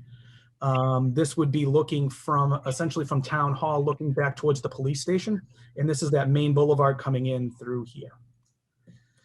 Looking at the community hall and town center, larger building, but most of it really being the community center and being more of a transformative space that we could, adjust, with partitions and different things, host town, town events and public meetings, and really be an asset to the town and different programs for not just seniors, but we also looked at the potential for, youth groups and some of the younger folks in the community as well. So this gives you kind of a rendering-ish look to it with, this side essentially being the town hall, and then everything from this kind of glassy looking, 2-story building to the left being the new, a new community center. Again, none of this is really, aesthetically, we're just looking at space as opposed to the style. That's, I think, the big piece to take away here. And then the big piece. So trying to decide, how to phase this and what makes sense for the community. So we went pretty in depth on a cost analysis, and I know there's a lot of numbers here, so I'll run through this fairly quick, but really looked at three main options. We looked at a maintenance option of the existing buildings. So what if we don't build the new development, and we assumed from 1999 up to 2019 took an average over what we've spent to maintain each of the four buildings, and that's what these show. We escalate those over 3 different years. So I looked at 2022, we looked at 25, and then we looked at 30, just to kind of see how our money would be spent. So really anything we're investing into these buildings, we know are inadequate, but really this is just bad money being spent, essentially to upkeep and Band-Aid these buildings. So, what we're looking at in 2022 money on an average basis, about $325,000. Get to 2030, we're looking at almost $1.5 million as we grow our money to that year, and how much we would spend to get to that point from today. Then we looked at rehabilitation options for each of the buildings. So fire station, police, community center, and town hall. Gut rehabilitation. So, go down to the stud. Doesn't necessarily add enough space, but at least an option to address some of the needs for the town and see if that would make sense from a financial standpoint. We looked at, obviously if we're maintaining and gutting one building, the other ones still have to be maintained. So we did a bunch of different analysis in that standpoint. So we basically go from somewhere in the range of a $7 to $9 million need in 22 that will escalate all the way up to an $11 to $14 million need per building by 2030. You roll all those up into repairing every building and just doing gut renovations and compare 2030, we're looking at about $41 million to maintain the buildings and to rehabilitate, doing a gut to stud rehabilitation. Compare that to the replacement cost, which is essentially if we were to build the plan as shown based on the public feedback and outputs that we did. And that gets us at $61 million in today's dollars. We also look to see what happens if we were to defer some of this over the next few years. So that escalates awfully quickly, getting up to $84 million in 2030. So as we looked at this, we looked at a bunch of stuff. Economies of scale of deferring some of this work. We looked at cost escalations for materials as well as just general costs. We also have opportunity with borrowing costs at historic lows for municipalities. So as we looked at all of this, it seemed to us that the best recommendation would be to build the whole entire facility in one big swoop and really just, take one big bite of the apple and do it as one project at $61.6 million. So I'm going to turn it over to Andy to talk about what that means from a financing and debt situation. Hi, it's Brian. I have a question. If you can go back to the last slide, because I'm not quite sure I understand what you presented here. Because no, please. If you can go back to slide 14. 14. Yeah, I'm yeah. on 14 now. So what I'm struggling with is that if I heard you correctly, this $41.2 million in the far right corner is if you just tear everything down and rebuild it. That's what you're saying. That's what it would cost to rebuild in the existing footprint. Essentially, the existing footprint. I really have a hard time with that number. I don't see that. I mean, these properties are not that big. Actually, Brian, if this is Brian Carroll, if I may, I've been involved in a lot of this with Andy, and I've seen some of the numbers, including some of the reports from architects for a single example, bringing our firehouse up to code. And just what we need to do in the very immediate is $3 million. Right. And that's not taking. What it's saying here, though, Brian, is that's a $14 million. What is it? $14 million to rebuild the fire station. I don't see it. The fire station doesn't have that big of a footprint. The number. I don't buy the number. I'm not saying we don't need to remediate, but I don't believe this number. Well, let me explain to you what you're looking at, though. So you're looking at what the number was. So we've gone through and had an architect look at, based on a square foot cost, what it would cost to gut to the studs and come back with essentially, you know, an updated building for each of these. That's what you're seeing over here. So that's what these numbers represent.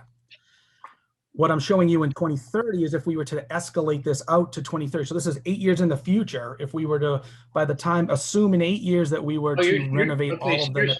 You're saying if you delay that until 2030, that's what it would cost. Exactly. So if Okay. you're comparing But apples to apples, you wanted to look at. I still struggle with that, because look, if we tear down Town Hall today and rebuild it, it's not going to cost $7.2 million to rebuild it. Just don't, it's not that big of a structure. No, it would be. Sorry. You're assuming tearing. We're looking at, we. I just don't, I don't see how that's renovation. possible. So there's a square yard. So we did a square foot rehabilitation cost for buildings is what our architect has used to do this. And this is done. I've actually, so I'm a municipal employee in other towns and I've worked for a few other towns and actually used this consultant for other projects and asked them to do this analysis in other places. So I am pretty comfortable with the number that we're showing. This is what they do. So they looked at it as a gut renovation, keeping the footprint that's there with the constraints that are there though. So it's not, you were saying tear down. We're not talking about full tear down. We're talking about trying to reuse portions of the building. What is the square footage of Town Hall? I mean, I don't have that number off the top of my head. Andy, do you have that? I mean, roughly what would you say it is? I think it's about 9,000 square feet, but don't hold me to it. Yeah, And it's too small. It's not gonna, but let's think about building, you could build a house with an elevator, 9,000 square feet for less than $8 million. So I just don't believe it. The numbers don't make sense to me. One of the things, Brian, is you have to keep in mind, in Massachusetts, there are a number of public procurement laws that serve to drive up the cost of public building projects. And they drive up the cost by generally 30 or 40%. Yeah, okay, but my neighbor has a 8,000 square foot house that if he were to sell it today would be $2 million. So if you double the price of his house, it's 4 million. It's not 7. So I'm sorry. Well, there's a lot of social policy on top of it, Brian. I mean, yeah, but he also doesn't have to be reinforced to withstand the weight of the files and books that we have. It also doesn't need an elevator. He also doesn't have to be handicapped. A bunch of handicap accessible. No, but that's a big deal. Okay, but I don't believe. I mean, these numbers seem elevated to me. Well, I mean, we had them do this specific exercise so that we could understand what the costs are. It's not, I wouldn't call it a, I mean, we're trying to paint the right picture and make the right decision is what the way the committee looked at it. And, you know, this was something that we looked at a while back to make sure that, you know, the rehabilitation option wasn't something we should be looking into. We also wanted to understand if we just maintained it. We tried to look at all of these different numbers to make sure that we're really looking at it and understanding what the escalation costs will be as you move it out each year. So I mean, I think Andy's point about the public procurement piece is important because I mean, there is a 30% increase there. There are constraints when you're trying to keep the same footprint. So we're not necessarily saying that, you know, we may be putting on an addition to Town Hall, but we wouldn't be completely, you know, knocking that down and starting from scratch. So there's also increased cost to that too. So that's how they looked at it. So they're not looking at it, you know, based on a full tear down and just start from scratch, because that would be essentially the numbers and same square foot cost that we would do for a replacement. And then you just have the cost of the demo. So that's not what we're comparing. Right. So we're comparing, you know, just to be sure that it's apples to apples. I just think these costs are a bit high for the square footage of these buildings. That's all. I'm not saying that it just doesn't seem that would, you know, that's not a reasonable cost for these things. Is there a possibility of comps like in the residential market where there's a town somewhere on Long Island, New York with the same densities as us who have done the same thing? Can that be? I think that would make a lot of people feel better. And Yeah, and so we had part a of the- study. let me Right, explain. what- Part of my concern is you're trying to sell a $62 million ask for the town. And you're saying, well, if we were to do this kind of, demo-ish renovation, it's going to cost 30. And, it's only going to cost $30 million more. There's a lot of smart people in this town that are going to start questioning the validity of that $30 million, because they're going to say, well, I'm not sure it would cost $30 million to tear down and rebuild everything. That's what I'm trying to kind of pressure test here. No, understood. Yeah, no, understood. So we have a document that we received that I believe is on the website, Andy. I'm right, that was added to the website. So the study from HKT that looked at the renovations. I don't know if that's up yet, but that'll be up soon. Yeah. Right. So we have a study that's based on it. This consultant, as a matter of fact, is doing that type of project in the town that I'm working in. And that's at a number of about $4 million and I could get what the square foot cost is, but basically what they did is they used the square foot cost numbers to develop this. They looked at the buildings that are there, tried to meet certain compliance issues, using the same buildings that are there. So, we can dive into that, and I'd be happy, honestly, Brian, to talk to you offline on this as well, and give you some more information. All right. Before you go, you said the aesthetics haven't been hammered out yet, and my question is a lot simpler, and it's going to be a lot quicker. Where are the aesthetics going? Who's making that decision? The last thing I want here is another post-brutalist building that's going to look like heck in 50 years. Me personally would rather have an old New England traditional inspired town hall. And so can you explain where that's going so people have input, not necessarily me, but just people in general? Sure. So as part of it, so we had the architect look at, essentially design themes is how we looked at it. And a lot of what it was, and really a lot of what we heard from the public was, we're trying to match some of the buildings that are already in town. Obviously the library comes up as the, probably one of the crown jewels of the town. So that came up as one, and a few other buildings that are similar. So yeah, so I think that, really what the question is, from a material standpoint, believe it or not, hardscapes actually is a savings. Brick can actually be cheaper than, some of these other facades that you would pick. And I'm sure you're aware of this as, on the board. But, so we definitely looked at a, at least accents for sure that would have that traditional look to it. And, that all would be vetted out with the aesthetic component as part of the, the design process. And that's going to be, I think, probably one of the longer parts of this, unfortunately, because, that's where the rubber really hits the road. This gives you the idea of the size that you need. That's basically, and how to lay the site out generally where we think. Sure. So the design process is something that's in the future for the Master Development Planning Committee, correct? Well, I think our work would be done after this, and then there would be a secondary committee, I believe, Andy, right? Is how the selectmen were thinking of doing this? Yes, that's correct. The Master Development Planning Committee's work ends with the approval at town meeting. And then it would transition to a public building committee. And that committee would lead it through the design and construction. Boston City Hall or something like that, Okay. I don't think anybody wants that, Dave. Yeah. If All right. I'm on it, I can guarantee that's what's happening. All right, I'll get on your case. Definitely. I'm not that picky, just, no debacle. Hey, Bill, Andy, thanks for putting that together. Quick question, and I may be jumping the gun a little bit here, but I noticed I did read through and I did a little bit of research ahead of time.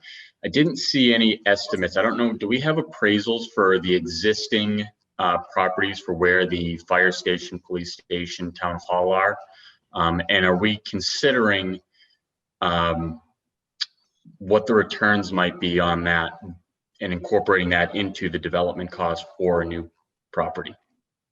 So we've looked at the existing buildings, The fire station property is too small to do anything with. It's about 1/4 of an acre. So there's really not a redevelopment opportunity there. The police station is the one that has the most potential.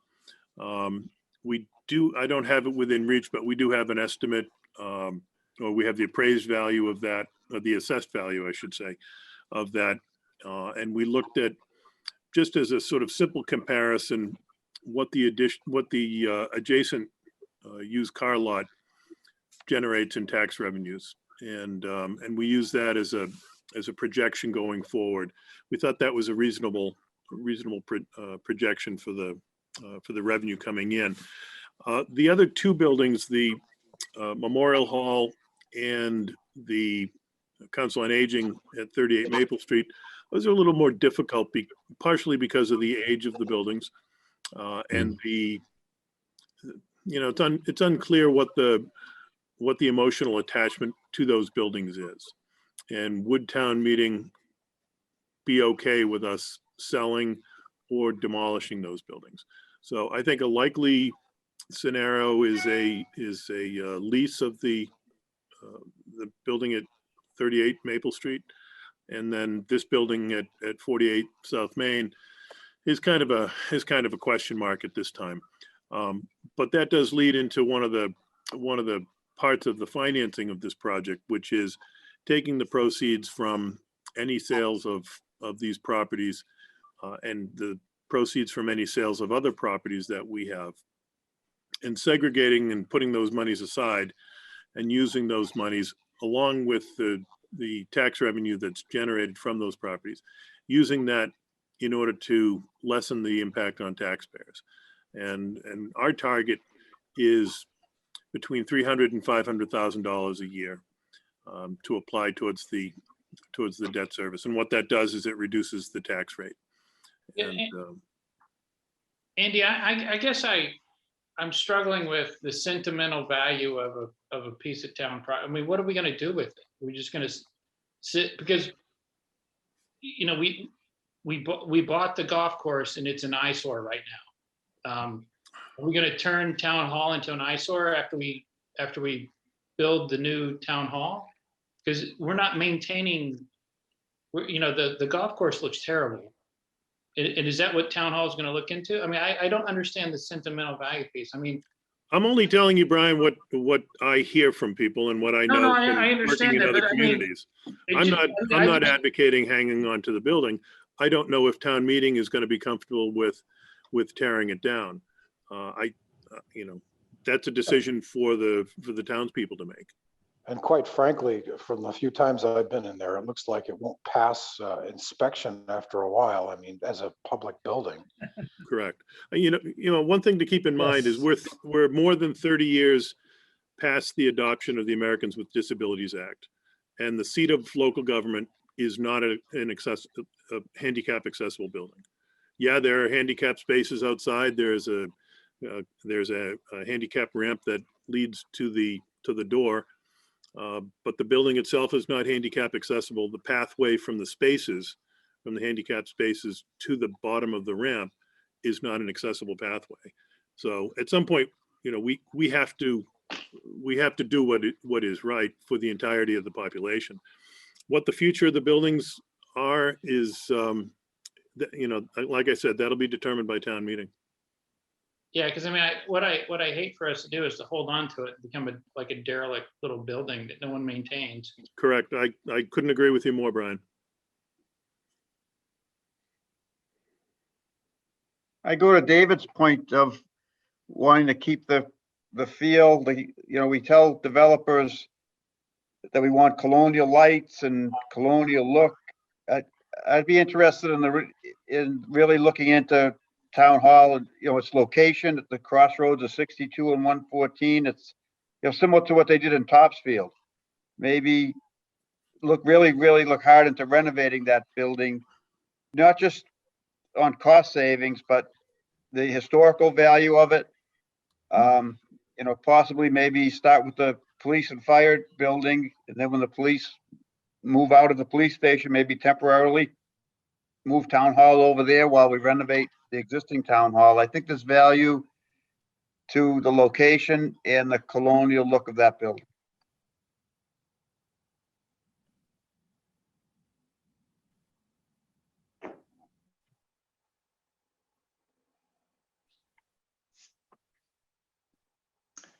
So maybe we should continue with the presentation. Andy, I think you're up, sir.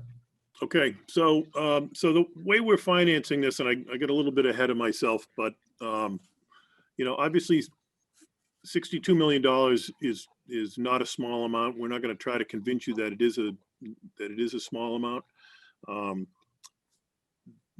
The way we're structuring the debt is to take advantage of some of the debt that's coming off our books. We've got two primary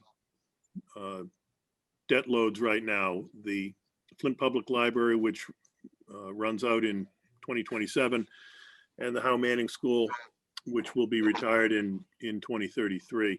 So what we've done is come up with a debt model that allows us to push out some of the costs of this project to coincide with the retirement of the debt on those other two projects. So the peak debt year for this project will be 2034, which is after those two other projects are fully paid off. Like I said, Flint Library is paid off in 27 and Howe Manning in 33. So as those come off, the full weight of this project comes on.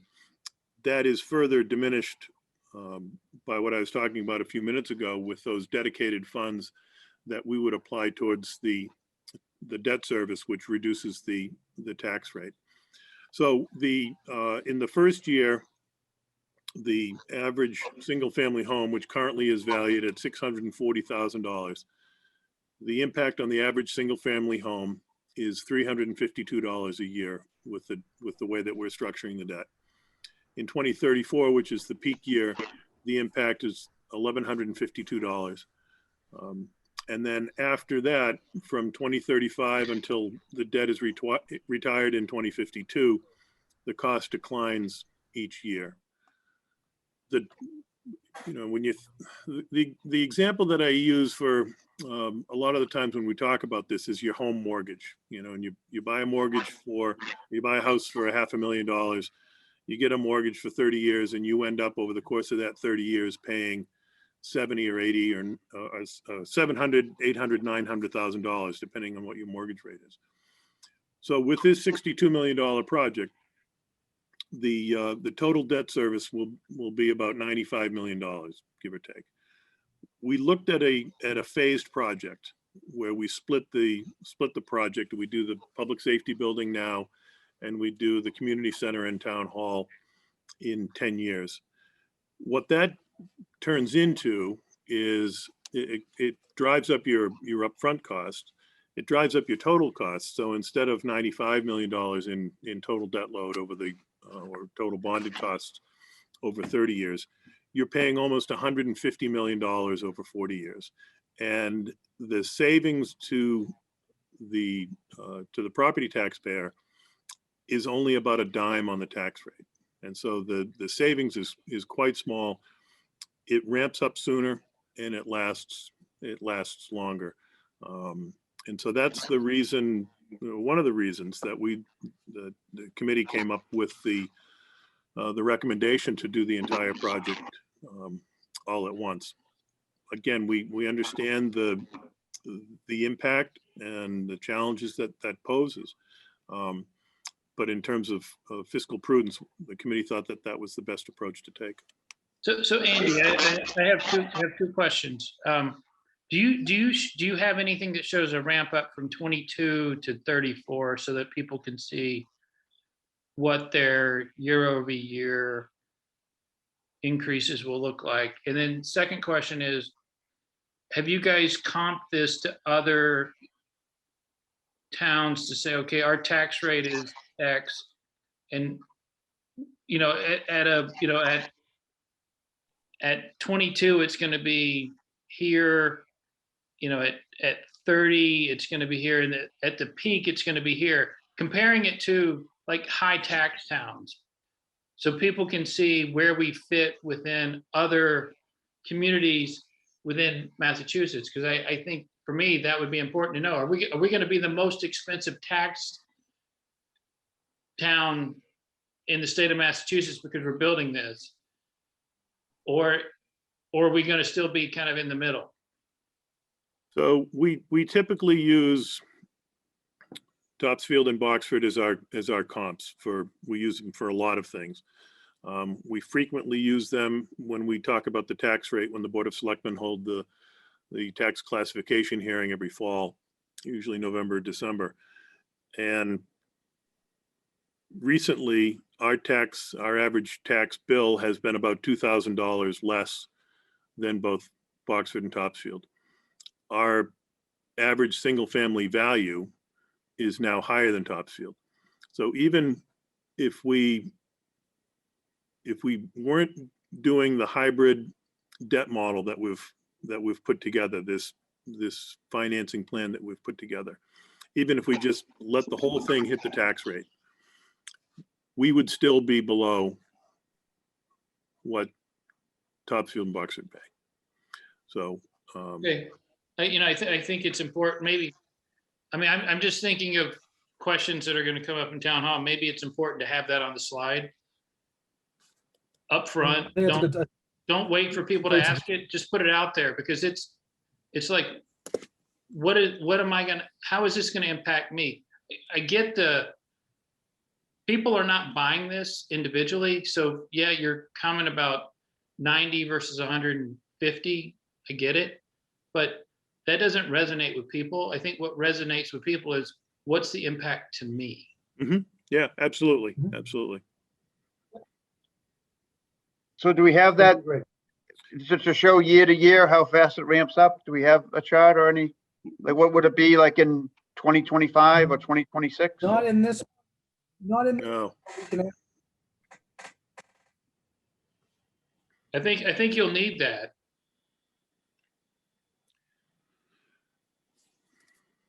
I mean, because if it goes from 352 and 22 to 1,100, and people are paying, in 2023 through 2034, an additional $1,000 a year, I think people need to know that. Oh, that's a good point, Brian, and we'll work on answering that question, providing that information.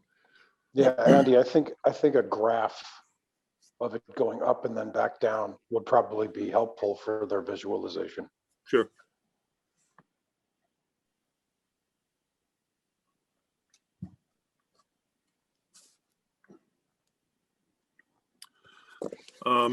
Bill, can you go to the next slide? I don't remember where we are. So again, talking about these other sources of funds, I talked about the proceeds from the sale of the properties, the proceeds or the taxes generated from the redevelopment of those properties. We've got some other funding that we've already identified. There's a project under construction now across the street from Memorial Hall, sort of wraps in around the Angelica's property. That developer has made a contribution, or has made a commitment rather, of $225,000. That will go into that dedicated fund. We've already received the first of what we expect will be a number of grants from the state, a fairly modest one at the beginning of $25,000. I talked about the sale of land, the proceeds. We anticipate a capital campaign comparable to what was done a dozen years ago when the library was being renovated and expanded. And then the Community Preservation Fund already for this coming year has identified $300,000 to be set aside for the development of the common. CPA funds cannot be used for the buildings, but can be used for the common. We didn't talk too much about the common, but that the space in the front of the buildings, or as you're standing in the street looking at the property, in front of the community center, town hall, and then stretching to the left over towards the Brigadoon neighborhood. The other thing that we don't have in the slide, and there's a little bit of mystery right now or uncertainty about exactly how we can tap into it. But the American Recovery Plan that was recently approved by Congress, approved back in early March, that has dedicated funding coming to every city in town, and Middleton will glean some of that. There may also be additional funding that gets distributed through the state, and so we will be using that whatever means possible in order to minimize the impact of this project. For, that could be in the form of design services. It could be in the form of construction. It could be, I think it's very likely that it will be with a long-term carrying cost perspective, which is designing these buildings with renewable energy sources in order to lower the operating costs of the buildings once they're online. Next slide, Bill. Hey, Andy, real quick, one quick question. I know I see the first two obviously have figures next to them.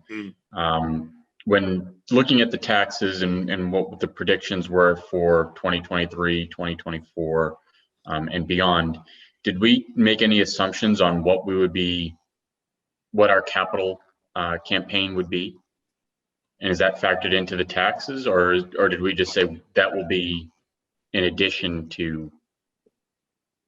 We looked at it as an additional benefit for the future. So what the Friends of the Flint Library did when that project was underway, they made a commitment, or I forget if it was a commitment in advance or just the way that it worked out. But they did fundraising that covered all of the costs of the furnishings and equipment inside the Flint Library. So all of the circulation counters, all of the staff desks, all of the tables and chairs and other equipment and furnishings, I think right down to the paint, was paid for through that fundraising effort. I can't at this point make that commitment that we have the means to do that. There's also a difference between fundraising for a library and fundraising for a fire station or a police station. I do think that there will be benefactors that will want to step up, and I've seen that, see that with the Flint. I've seen that in other communities that I've worked in, where there are benefactors that want to step forward and have a meeting room named after them, or have some component of a building named after them. So it would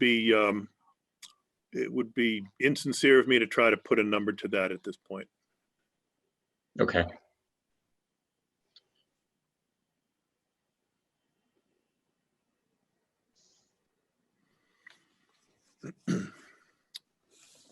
Next one, Bill. Okay, thanks. So we're sort of starting or early in our outreach and support campaign. The graphic that you see on the left-hand side of the screen with the light blue and light green and other graphics, that's a one-pager that we put together that we can hand out. We can hang it on walls. We can hang it out, hand it out to people. There are stacks of them here and in other buildings. There is a QR code at the bottom right-hand side of that one pager. And when you use your smartphone, that'll bring you that QR code will bring you right to the website where you can get the information that we have about the project. The website or the web page is shown in the middle there with the blue border on two sides. And that's something that we're continuing to add information to on a regular basis. And then we're continuing to build other assets to tell the story.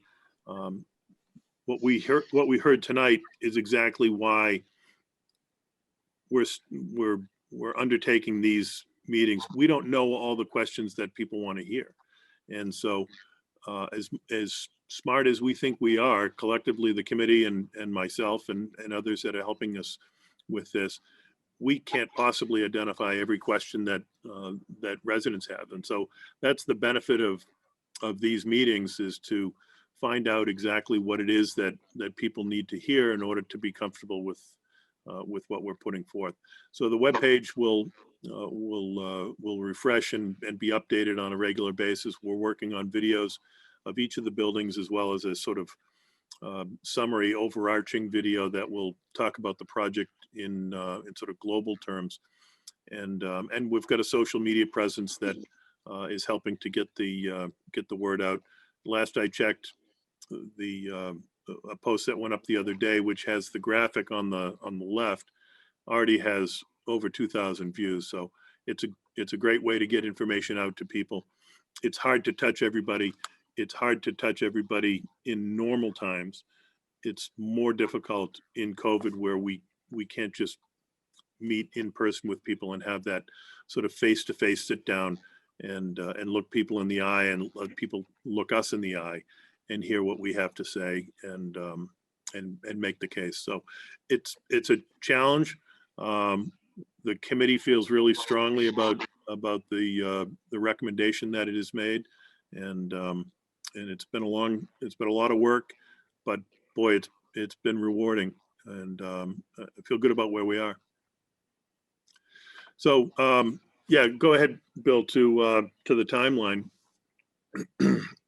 So the timeline that we're looking at is approval at the June 5th town meeting, and that requires a 2/3 vote. And that requires 2/3 vote because we're borrowing. And anytime we borrow, any community in Massachusetts, whenever they borrow, it requires a 2/3 vote of the local legislative body. So in Middleton, it's the town meeting. June 12th rather is town election day. On that is a ballot question that asks for the authority to raise property taxes above the limits of Proposition 2.5. So it is officially known as a debt exclusion question. If both of those and the debt exclusion is a simple majority, and that is under statute in Massachusetts, it is a simple majority. If those two things both happen, we'll move into design. The design is estimated to take about 9 months, maybe 12 months. Depending on how things go. And then we would bid within that period, and then we would be ready to break ground basically a year after the approvals are in place. It's estimated to be a 2-year construction period, so that would bring us to occupancy sometime in 2024. And the project as it's envisioned right now would be construction of the entire project at once, and there are certainly economies of scale that you can imagine from having a single mobilization, buying in bulk for all of the materials for both of those buildings, whether it's excavation costs or steel or concrete or wood, whatever it happens to be. There are cost efficiencies in that. So, but still, it's a 2-year period, construction period. And so 2024, we would be looking to move in. Andy, quick question. I don't want to be a pessimist, and I really do like the project. I'm in favor of the project, but talk to me about what a no vote would look like to this schedule, and what would be the town's game plan should this fail. Is there a plan to revisit it in sections, or to try and attack it a different way? I think, Anthony, that would depend on what we hear at the town meeting and coming out of the polls. Okay. I think it's hard at this point to say what we would do. The one thing that we have seen, and that one way or another we're going to pay for, is that there's no benefit in kicking the can down the road. And you look at, we didn't talk much about cost escalation. Pre-COVID in this area, in Eastern Mass, construction costs were escalating 6 to 8% per year. The average in Massachusetts is about, or in Eastern Mass, is over, when you look at a 10 or 20 year period, the average is about 4% per year. We've gained a little bit of benefit from COVID on one side, and that is on the cost escalation. That has flattened or maybe even declined. I was talking to a contractor recently who does commercial work, and he said that there's a decline in pricing now because you don't have the office building work that was going on, and that was, you know, that's a simple supply and demand thing. That office construction activity trickles down to us and drives up the cost of public construction in buildings like this. So there's a potential savings there. We've heard a lot about material costs, and you know, wood is up, steel is up. So I think those two things sort of offset each other. But it's not going to get cheaper by doing nothing. And as Bill pointed out earlier, and whether you trust our numbers or not, there is going to be a material escalation in the cost of the project. Whether you do it in 4 phases or you do it in 2 phases, or you do it all at once. And that, you know, that gets back to the presentation I made 2 years ago on town meeting floor, where I laid out an assumed scenario of development of the site. And that was before we had any, we didn't have this committee in place at that time. And we didn't have any numbers, and and frankly, I wasn't familiar enough with public, you know, the way the public construction market in Massachusetts at that time. And so it was a sort of simplistic assumption to say, we'll do it in phases and that'll spread the cost out, and we'll do one every 3 to 5 years or something like that. And over the course of 12 to 15 years, we'll get this project done. And then once we looked at the cost escalations and also the interest impact of, you know, we would borrow for probably 1.5% right now, maybe 1.75%. That is probably not going to be the case if we push this out 5 or 10 years. We're going to be borrowing at a much higher rate. So that's, you know, that's a lot of what went into the conversation, and that's why it's hard to say what Plan B is. We're really focused on Plan A. So How soon, I guess, would we be able to readdress it with the town, through town meeting, through elections? Well, we can call a town meeting, you know, on pretty short notice. So, you know, if we came out of town meeting, and I don't want to get too hypothetical about this, but if we came out of the town meeting and the election, and we had some pretty clear feedback on what seemed to be the problem, or the concern that people had, we could pivot, I think, fairly quickly and come back within a year. But it you know, it depends. It also is potentially, you know, it really takes the wind out of your balloon if, you know, when you put 2 years into a project like this, and you know, if it doesn't turn out the way that we want, you know, there may be a hangover or recovery period that has to take place. So I'm not trying to hedge. I can't, you know, can't predict what it's going to look like. Yeah, there's a ton of different circumstances that could happen between now and 5-6 months from now that could change, like you said. So I guess Andy, others, or William, I don't know. The new building, you know, so there's like 4 new buildings, or let's say it's 4 new buildings. You know, I guess one of the questions I have are we building? What are we building to?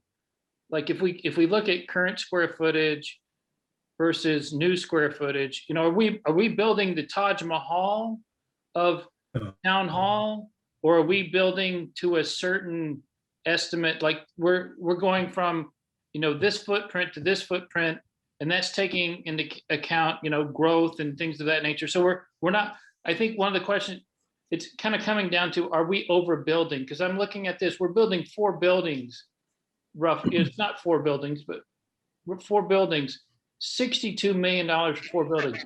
That's a lot of money for 4 buildings. That's a ton of money. So how are, what are we getting for 62 million? I just, because you're telling me we could rebuild the existing footprint for 30, but yet I'm doubling that to 62. What am I getting for the 62? Why is it not 30? Or why is it not 45? I'm struggling with 62 is a huge number. That's a huge, I mean, that's like a complex.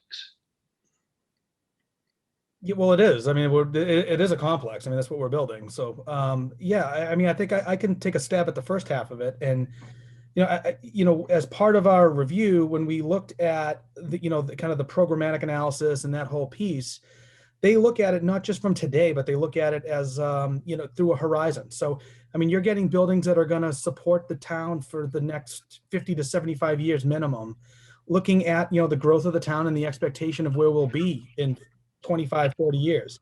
That's not what you would get with a gut reno. And so when you come back to that $27 million number, that right now the buildings don't support the town, and we wouldn't be gaining parking areas for the future employees that we have. None of that stuff's going to happen. We're not going to, you don't get that at 27 million.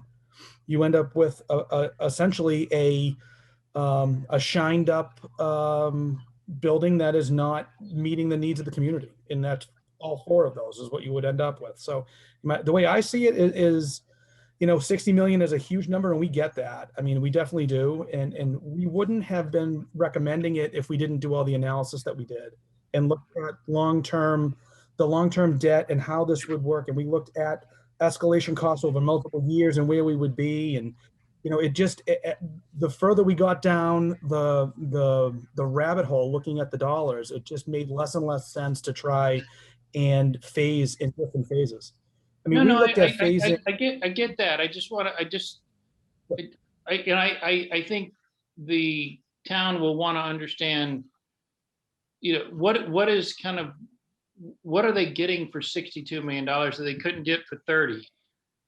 And hopefully it's not parking lots, because, that's just asphalt. But No. I think if you can answer the question to say, okay, our current footprint is this, our new footprint will be this, and this will sustain us until, no one has the right, we don't know the answer, but it will sustain us until we think, some point in the future. So this is, not, and it's not going to sustain us. At some point the town's going to be built out and we can't put any more people and things in the town because there's not going to be any more land to build on. But so, hopefully this will take us to that point, and we can articulate that kind of the commentary. I think it's a great question, to be honest with you, that we should be able to answer a lot clearer and should be pretty prevalent in the presentation. So, I mean, I take that as awesome feedback personally. So, I mean, I think we can definitely tighten that up so it's clearer. I mean, we talk a little bit about the programmatic part. We can definitely beef that up and even have it, what does the $60 million get you? And, have something towards the end that kind of rolls it all up. I think I think it's great feedback. So, we'll definitely look to answer that question, I think, more effectively. Yeah, it's not really, it's not criticism. It's more just, I'm just thinking of, questions I might have, and maybe others might have in the context of, I'm going to have a tax increase. What am I going to get for it? Sure, and I wouldn't say criticism. I'd say constructive criticism is the way I'm looking at it. So that's why we're here.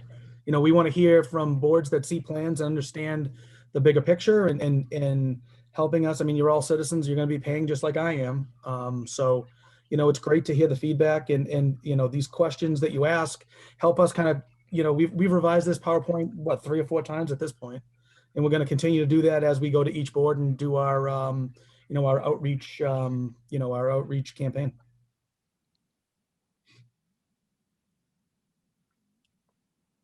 Chairman McGlone, I have a question. Who's this?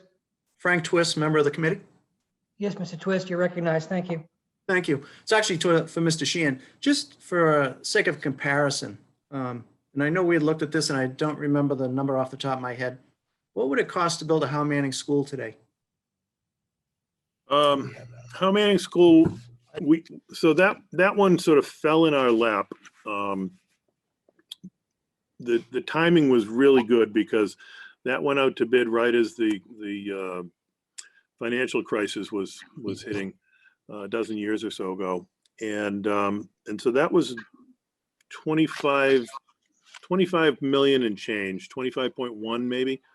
Per square foot was a little over, it's like $225 a foot or something like that. I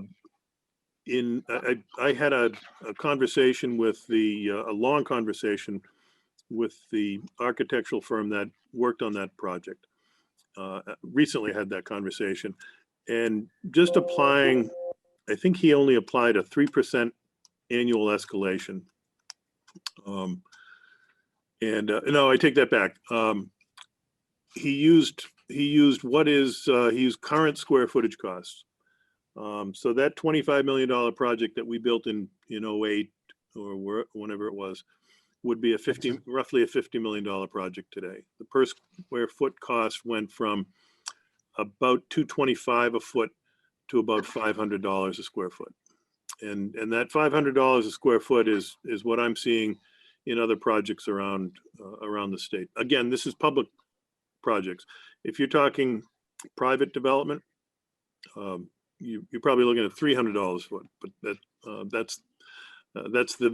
this is the environment we have to work in, public construction. So Andy, if I'm not mistaken, Raleigh built like a kind of a police fire station complex. I don't know how recently, but it's fairly new. Mm-hmm. Do we know how much they spent on? I don't know what all is there, but it's in my mind it's very similar to what we're doing. They're kind of building, kind of a collect all for the town. Yeah, I believe that's a police station and a fire station. I think it's substantially smaller than what we're looking at. I don't know that they have a full-time fire department there. What we're seeing in other communities is a friend of mine is the town manager in Ashland. Ashland just got approved for a public safety project. I think that came in around 35 million, and that's just the police and fire combined public safety. And we do have, and this was a question actually that came up on Facebook, and we haven't finalized the graphic or the spreadsheet that will tell this story, but we are putting some information together, pulling some information together that shows other public projects in Massachusetts and what those are going for, and gives some context. So, if we have Rowley, we'll also have what the square footage is, what it is. I saw one today. It was approved yesterday or approved recently in, I think in Norton, and it was a community center, town hall, and gymnasium, I think. And it was like 42 or something like that. So the numbers are big, and I'm not saying that that the voters should vote for this just because everybody else's numbers are big. But what it does is I think it helps to paint the context. Yeah, I do too. I think you're gonna have to get 3 comps. I think you're gonna have to go farther afield than Norton and Ashland, because this is a very large undertaking. There's a lot of postponed need and gratification here. And I think you're gonna have to go farther afield, get towns and cities of this size that are doing this kind of project and say, this is what the costs are, like they do with high schools. And when I was living on the South Shore, all these upscale towns were building these very expensive high schools. And the way to, sort of address criticism was to say, well, this town that is a lot like us built this high school for around the same amount of money. And I think if you can do that, and I think you're gonna have to go pretty far afield to get this exact or anything close. I Mr. think Chair. you mollify people. Mr. Chairman, I just shared a link on our chat here for our Zoom. So Essex, and this is a couple of years old, but Essex Public Safety put out a pretty detailed public construction chart. And it is from 2019, but it's got a lot of projects from 2016, 17, Yep.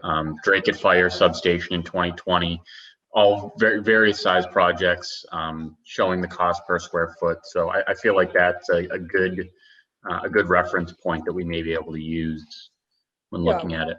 Well, I don't know, if there are economies of scale that benefit us, or it's going backwards, that we're so ambitious that we're paying through the nose. You know, I don't know, because I'm not a numbers person, but I think comps would go a long way, you know, to mitigating criticism and saying, you know, this city had a lot of postponed gratification. It had to build all these things all at once, and this is what they paid. And people don't feel like, just so people don't feel like nobody's getting carried away, or they're not getting, you know, cheated on something, you know, they feel that there's a normative yardstick. No, that's really helpful, and I agree. So we'll work on being prepared with that kind of information as well. Definitely. All right, we done Thank grilling you. these folks? It's all good. It's all good. Grill marks are good. Yeah. Yes. It definitely helps us down the road. So we appreciate all Yeah. the feedback. Yeah.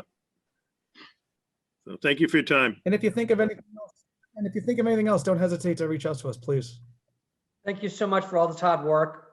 On behalf of the planning board, which does a lot of hard work, you know, and no good deed goes unpunished. So you folks know that whole thing, right? That's We've very true. heard. So, Mr. Chairman, the planning board will have to decide on the next agenda item on whether or not to make a recommendation on this article tonight, or you could continue it to May. If you continue it to May, I mean, you would have to we'd make also a be happy to come present. back to audience. Well, so this Article 21 concerns the same parcel, no? Katrina, can you hear us? What did you say? Article 21 on the warrant article recommendation concerns the same parcel that we just discussed. No, Yes. it's Article 22. Article 22, all right. Right, and so tonight you're going to be making recommendations on these 5 warrant articles. Yes. You could either table this if you don't think you're ready to vote on it. If you want more information, if you want to see what the group can do to modify the presentation, or you could vote on it tonight, and it's up to you. All right, well, And the I'll board. entertain comments from the planning board as to whether they want to. Well, you can wait until we get to that. All right, well, we can go to A. We have everybody here now. I'm just saying people might jump off. I don't really want to skip to B.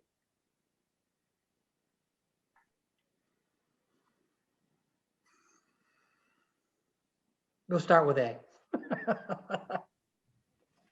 So on the town warrant article recommendation list, including but not limited to the following, which is business. Can we put the town warrants, articles up so we can see them? I'm sorry. Yeah. I'm reading off my iPhone.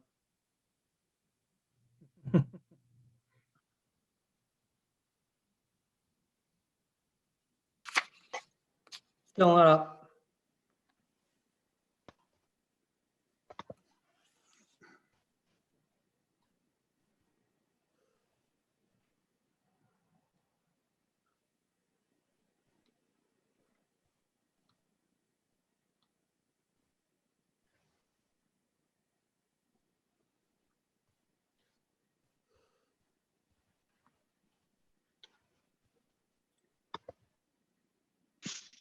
Can everyone see that?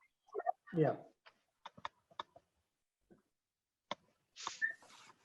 I can speak to Article 21, Mr. Chairman, if you'd like. That would be great. That's why I wanted to skip to 22 in case we had some technical advice on 22, but we'll go right to 21 since we have technical advice on 21. Thank you. Yeah, so Article 21 concerns two small parcels of land adjacent to the property here at 48 South Main Street. They front on, one of them fronts on Maple Street and one fronts on King Street, which are the streets out behind Memorial Hall. There's a neck of land that goes out, a neck of land associated with Memorial Hall that goes out to Maple Street, and these two parcels are on either side of that neck. The owner has owned the property for the parcels for like 30 years or something. They're unbuildable. He approached us and offered to sell them to us. They're, there's, the benefit is that we sort of fill that block or control that block. There's also an encroachment on the property. There's a driveway that comes in off of Maple Street onto our property, but it partially straddles the property line. So this would solve the encroachment on one of the parcels. It's small money relatively speaking, $20,000 total for the two lots. So we're merging the problem with our own lot. So in other words, we're not buying litigation for the encroachment, right? Correct.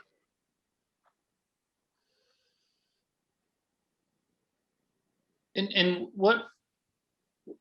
what's the downside if we don't buy the lots? I mean, apparently we've not owned them for 30, well, at least for the last 30 years. Yeah, so there's there's always the possibility that the owner could come forward and say, you have to get your driveway off my property. And then we would have to go in and remove the driveway that the portion of the driveway, at least, that encroaches on that property. So it's really just to sort of close out the block. This is the area, Brian, where you and the stream team members put up signs as part of the around the Traggart Common. Mm-hmm. And so it sort of closes in that block. So everything from Cumberland Farms, the Cumberland Farms property line on the downhill slope, all the way around the corner of Maple and King would be under town control. How does Cumberland Farms built a trail behind there? How does that factor into these two lots? That connects to town property. It doesn't touch these two lots. So it's on Cumberland Farm property, and then it ties into the town's property. Are these lots abutting or in the locus somewhere? They are abutting the land on which the trail goes. Yep. Andy, how did this come about? Did the current owner come to us and ask us to purchase, or? He did. I understand that at some point in the past, we had approached him, and at that time, his asking price was not reasonable in the eyes of the town. I think that goes back 10 or 15 or 20 years, maybe. I'm not sure completely on the history, but he approached us last year and expressed his interest in disposing of the property. So we're picking this up cheaper than before? Yeah, I understand that his asking price before was in the hundreds of thousands. And Katrina, we're just making a recommendation on this, correct? Or the Yes, warrant? this will be a recommendation that if you make it tonight, it will be printed in the warrant. All right, so we're just giving this to the voters. Planning board, do you want to give this to the voters? Should we take a vote on this? Yeah, I think it's a good idea. Yeah, I Please think make the town should be able to have a say in it. Katrina, does it need to be read by the clerk or can we just vote it on? Nope, and so what we're looking for is a motion for you could be as simple as a positive recommendation for Article 21 to adopt, or you could add detail if you want. Is there a motion for a positive recommendation on Article 21? Or does one of the board members want to add more detail? Mr. Chairman, I'd like to make a motion to give a positive recommendation on Article 21 with reference to the town voting on acquiring the aforementioned land. On Article 21. Is there a second? I'll second that. And that was Mr. Garber. Yep, So let's vote. Mr. Garber, yes. Mr. Di Gregorio, Yes. Mr. York, Aye. Mr. Carroll, Aye. and I vote aye.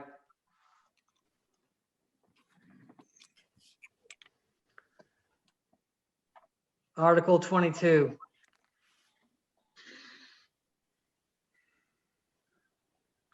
This is a slightly bigger number. Just a little. Yeah, I still think there's some outstanding information that I'd like to see before I voted on this. Just my perspective. As a planning board member, because remember, we're just giving this to the masses of Middleton. But whether you be yay or nay on it, there's a question of whether they know everything that they're gonna know and whether this is ripe to be voted on. So Well, whether I don't feel like I have all the information to say whether I would support it or not at this point. So if you're leaning 2 or 4, you still may want to vote to table this particular thing, especially given the number. Mr. Chairman, in your opinion, does our voting yea or nay on this prevent Andy from further marketing efforts? No, I don't think at all. I mean, they've represented to us that we had a few good ideas. I don't know if, we did or not. I think we probably did. I'd leave it up to the experts. I think they would like the chance to explain it a little bit more, given sort of the critiques, not criticism, but critiques that we made. Yeah. And that they might anticipate Mr. Chairman, making this more bulletproof as they move it through. Yes, Katrina.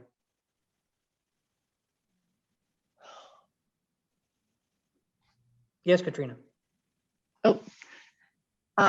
could I suggest that we table it until May 12th and allow the Master Development Planning Committee to refine their presentation, and possibly they could actually just deliver to the planning board the changes that were addressing some of the questions that were raised tonight, so that the board has the information they need to make an informed decision.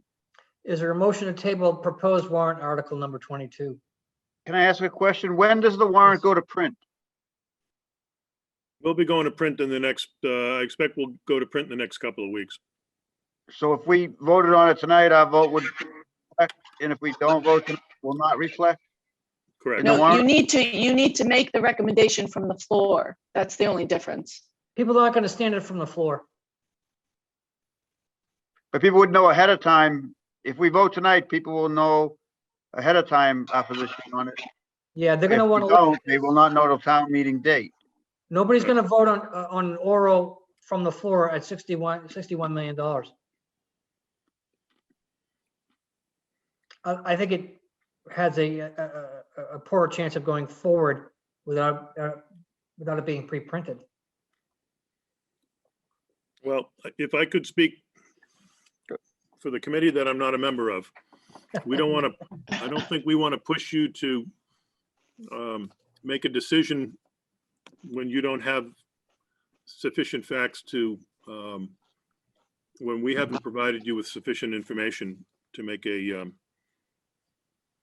informed decision. So I don't think it's a problem if the recommendation comes on the floor. I think we have to get the support on the merits of the project. Having the planning board's support is certainly valuable. But I don't think, again, we don't want to rush you to make a decision if you're not ready to do so, or make a recommendation, I should say. Yeah, the article will still be on the warrant, just not our recommendation. Correct. Okay, so it'll be verbally pitched up that we did or did not recommend it. All right, so under that understanding, is there a motion to table proposed warrant article number 22 until May 12th?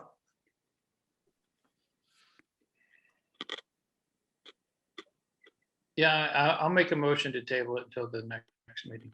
Was that Mr. Di Gregorio? No, that's York. Mr. York, is there a second?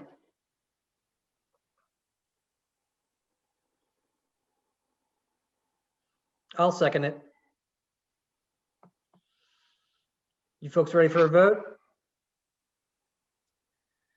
On the motion to table, Mr. Garber, I'm fine with getting more information and waiting. That's fine. I'll take that as a yay vote on the motion to table. Mr. Di Gregorio, Yes.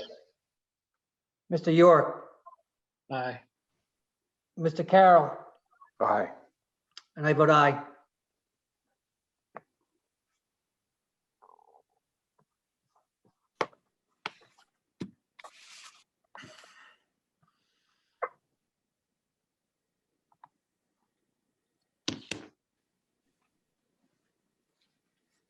All right, Article 23.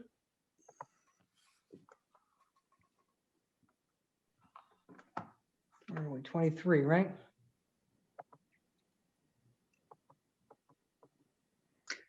I believe it's Article 30. Article 30. So are there 10 or more residents who are petitioning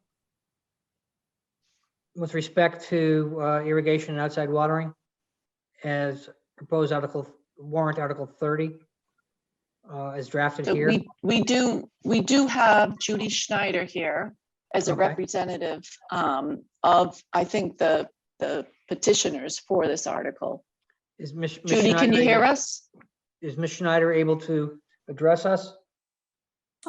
Yes, I can answer questions. And this is Ms. Schneider. I can see it painted, your name painted around here in a square box. So I'm assuming that's you. All right.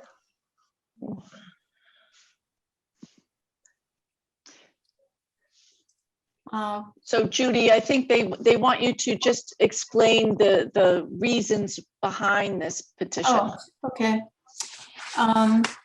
So first of all, what the warrant asks is that if there is a drought or if there is a need for water restrictions, that it's applied to everyone equally, regardless of where they get their water. So that's essentially it. Are you And differentiating between private wells and public service? Yes. Well, you are. So we're saying if you get your water from a well or public water, and say we can only water Tuesday, Thursday, Saturday, that applies to everybody. All right. So even if you are owner of a private well, Correct. You still can only water as much as everybody else. Correct. Okay. Because, and the reason for it is that the water from the wells directly comes from the aquifer.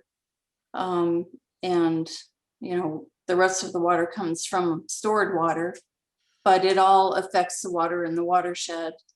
And it's a very unfair system right now. So I'm on town water. You know, I abide by the restrictions. Somebody next, you know, on a different street, if they have a well, they can water whenever they want, even if there's a severe drought going on. And many of the people who signed the petition have private wells that they rely on for their drinking water. And they're completely supportive of this because they don't want to see water wasted that might affect their drinking water access. Now, something that jumps out at me is what if you own an apple orchard or a marijuana farm or you have a small amount of livestock, I don't know how much is still in Middleton. You have a commercial, agricultural, or sort of farming type of use, whatever is residual here. Does this account for that? I mean, No, this doesn't apply to that situation at all. This is really private homeowner water. And Judy, the other thing that I mean, we've talked about this a little bit, is it's like the water truck that goes and siphons off, I don't know how many hundreds of thousands of gallons a day to fill pools. You know, they're pulling from the same wells, the same aquifers that people have wells for, but they have no restrictions. If there's a drought, they still can suck off as much water as they want. That's something being looked at by the state because that's a state regulation. And Yeah. actually they are looking at that right now, but businesses who rely on water for their business in town would not be impacted by this. You know, the farm, the. Oh, no, anything my like that. concern is the water truck can take and take and take. No one in town can water their yard, but they can still take water. And that shouldn't be the case.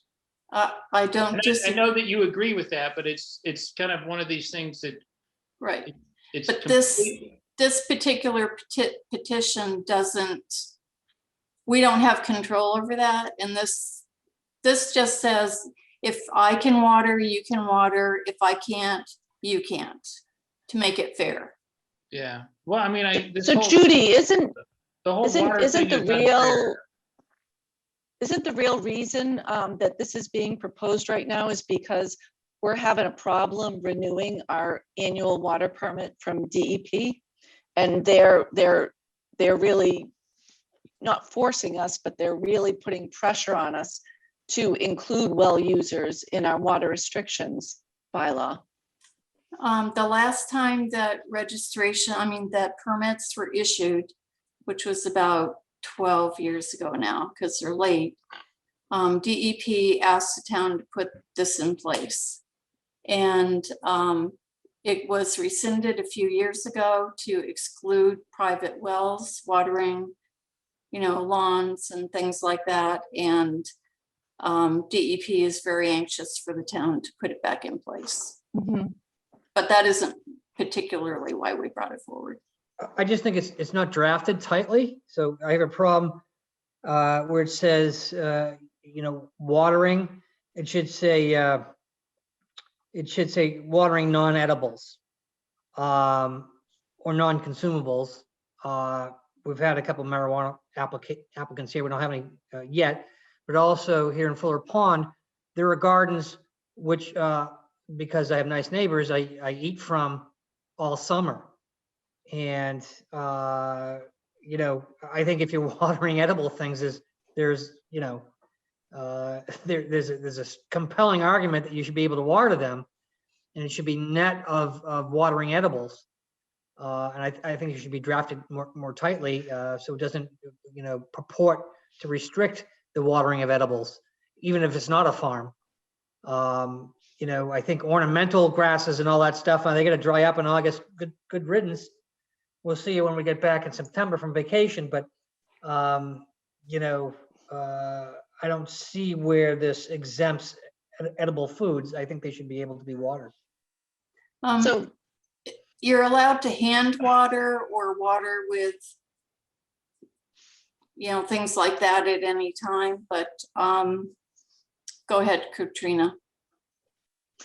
Well, I was going to say, Mr. Garber did contact me on Monday, and he asked a specific question as to would this affect the companies or businesses in Middleton that just pumped water and sold it in water tanks to fill pools in other communities in Middleton, et cetera. Mm-hmm. I wasn't quite sure, so I took a look at the wording of the petition, and I realized that it only included the paragraphs that were being changed, which which is a little difficult because if someone is voting on something, they want to know what effect it will have on those well users. And all those paragraphs weren't included in the petition. So what I did was and there's also language such as, let me see, what is the language here? You're proposing that the language says the undersigned propose the following bylaw. That will be the bylaw and there'll be no undersigned. Do you understand? So, and I know that the original bylaw said the selectmen propose the following, but I would change it to just say this bylaw is adopted to promote water conservation. You don't have to say the undersigned or whoever proposed the bylaw because it's adopted. So what I was going to do with the planning board tonight is go through these changes and hopefully have the planning board make a recommendation on some of the language in this bylaw. But I also think that the whole bylaw should be included. I don't know if that's possible now. And one way it could be done is if the planning board makes a recommendation, usually it's just one line or a little paragraph, your recommendation could be the whole bylaw with changes in it. Right. When I first read it without the whole bylaw, it almost looked like they were just changing it that you could only water at night. And that's when I had asked you to get us the whole bylaw. I think the whole bylaw needs to be in the warrant for people to make an informed decision on this. And I don't know where it's a citizen's petition. I don't think we have the right to change anything. I mean, let's face it, what we're talking about is lawn watering for the most part. I've seen it a dozen times where it's the middle of the day and people are watering. I don't know whether it's town water or well water, but that's what we're really talking about. I think it needs to specifically mention that. No, I think the limiting the time and having it just water at night is a great idea, but this is going much further than that. That was just that one change. I would be fine with it, but it's changing a lot more than that. The bylaw doesn't say that you can only water at night. It says if there is a drought and there are restrictions, then, well, I guess you can only, actually you can only water at night now anyway. So you're right. Sorry. I'm sorry for interrupting. But it seems like you change one word, like in a definition, then it changes the whole bylaw, but we're not showing the whole bylaw. That's the I have a problem with the way it's written. Yeah, so I think. Okay, so I think the first thing we should do is determine if the planning board wants to suggest some changes. Is it possible for the petitioners to accept those changes and for it to be voted on the town meeting floor? I don't know, Andy, are you listening to this conversation at all? I am, yep. Is it possible for the planning board to make a lot of changes to the proposed bylaw? And if the petitioners accept those changes? I'm sorry to interrupt, but I think the intent of this is to be a like for like. So those individuals on town water, when there's a drought and there's restrictions on watering, essentially what has been proposed is those individuals on wells have to follow the same rules that those individuals on town water follow. That's it. That's correct. It's if you're on town water or you're on well water, it doesn't matter. What this proposal is everyone follows the same rules, period.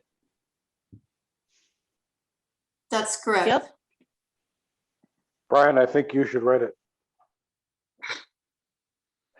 Well, the changes that I've suggested here aren't changing anything in it other than some of the minor wording. And all I'm suggesting is to add the rest of the bylaw in so that the voters can see the whole bylaw so they can understand what the changes mean. And Andy can answer this. I don't know if we have the right to change anything because it's a citizen's petition. That's correct, Jeff. You really don't. You can make a recommendation that would amount to a almost like a second motion or a substitute motion. But it's not something that really can be included in the warrant book. It gets, because you're not the petitioner, because the petitioner is a citizen petitioner. We went through this about 5 years ago with a bylaw. I think it was the first annual meeting that I was here for, where there was also interest on the part of the board of substituting some of their preferences, and it was beyond the scope of their authority to recommend. And that's under Chapter 40A, the planning board is asked for a recommendation on bylaw changes. I won't argue that the bylaw is clunky. And that is So if That's the petitioners agree that these changes should be made, could they suggest these changes? only on the floor in the motion, in the form of the motion. And it Not has to in- be written down on paper. Not in what is written in the book, because a petition cannot be withdrawn or substituted. Because, we've got at least 3 other petitions on this town meeting. And so it's not possible to substitute or to change a petition, the language of a petition article after it has been submitted and recorded.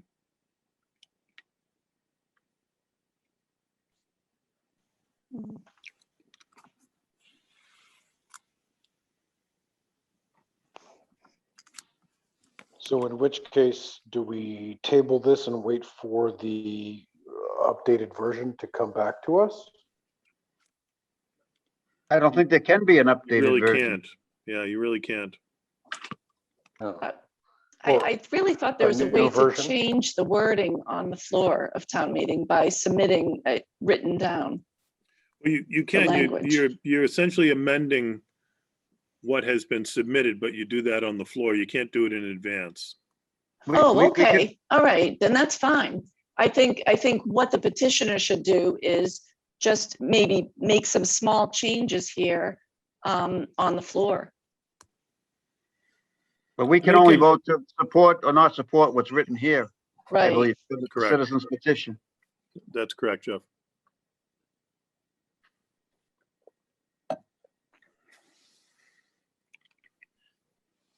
Dave, I think you're muted.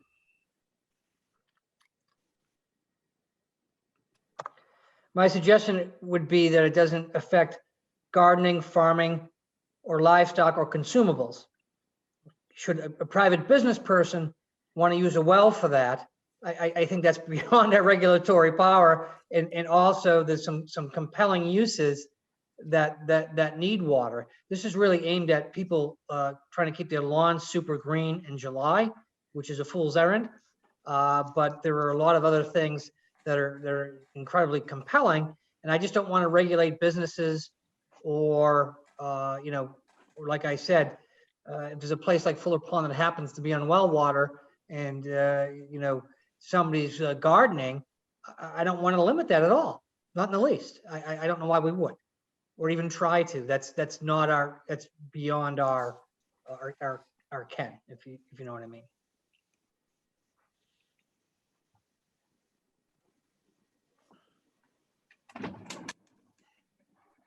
I just think it's overbroad. The lawyer. I don't know if you'd need the same complete restrictions for well water and town water. I mean, it might be time to have some restrictions on well water, but I don't know that they need to be equal to town water. I mean, a lot of that water does go back into the ground. I do like the idea of limiting it at night. I don't know why anyone would want to water in the middle of the day when half of it evaporates, but I don't know if I believe that the restrictions should be exactly the same on both. Well, we have a graded watering table, don't we? Like level 2 restrictions, level 3, and so on and so forth. Perhaps if well water has to adhere when we're at level 4 and level 5, you know, that sort of thing. I would just exempt agricultural, livestock, and gardening uses as well as consumables. I just don't know. I would try to regulate that. I mean, if somebody's going to come into town, open up a business, and realize that they're in abeyance of the law, I don't think that's very fair. I think it's over regulatory.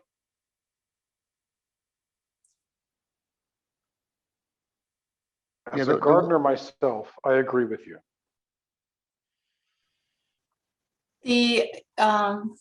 This is Judy Schneider again. The wording changes that we were putting on, it has to do with what Brian said, which is primarily landowners watering lawns during drought. And you might have heard that the Ipswich River was just deemed one of the 10 most endangered in the country yesterday. And it's partly to maintain the aquifer so there is enough water for everything. But the well watering, I mean, the guidelines about watering during the day, all this other wording is already in the town bylaw. The only change we were making is on people who have wells, to have them private wells, which are, you know, homeowners, to abide by the same regulations as those with town water. So it's not having to do with businesses or anything. It's really, and probably it is a mistake not to have the whole bylaw there, because all of this is already in place, other than saying that if you are in a street like Peabody Street doesn't have town water, so everybody there is on a well. But because they're on a well doesn't mean they can water when I can't water. That's all it's saying. Right, but if you reword it to say specifically lawns, grass, etc., then that doesn't even come close to what Dave's concerned about with consumables, vegetables, and things like that. You mean a vegetable garden? Yeah, I mean, if you specifically direct it at lawn or grass, you know. You can, I believe if you look further down in the regulation, you can always hand water, which is what most people do for their gardens, but I'd have to look down further in the. And we are talking about when there's restrictions due to low water. We're not talking about every day, but the watering at night thing, that's always, that is a town regulation already.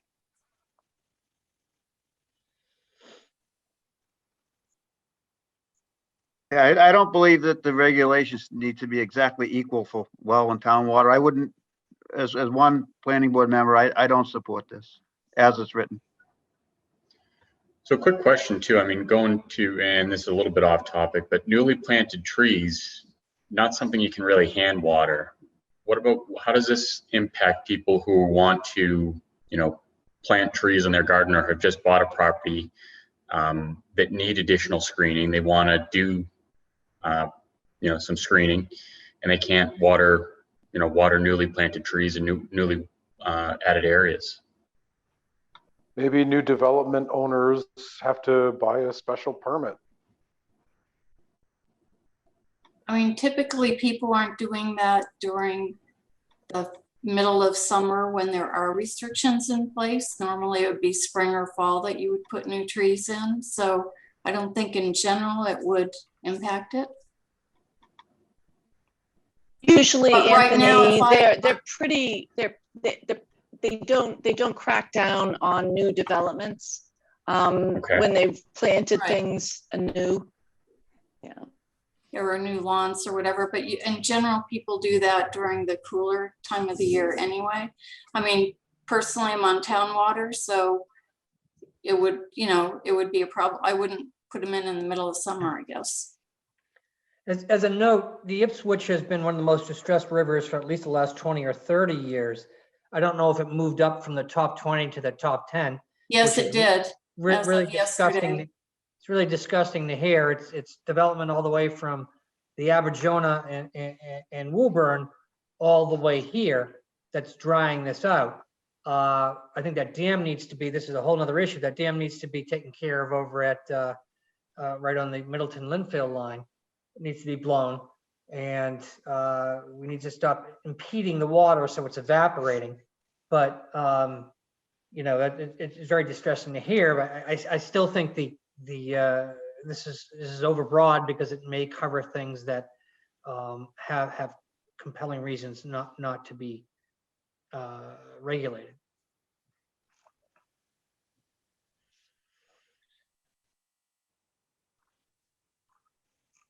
Yeah, see, all the other wording here is already in the bylaw.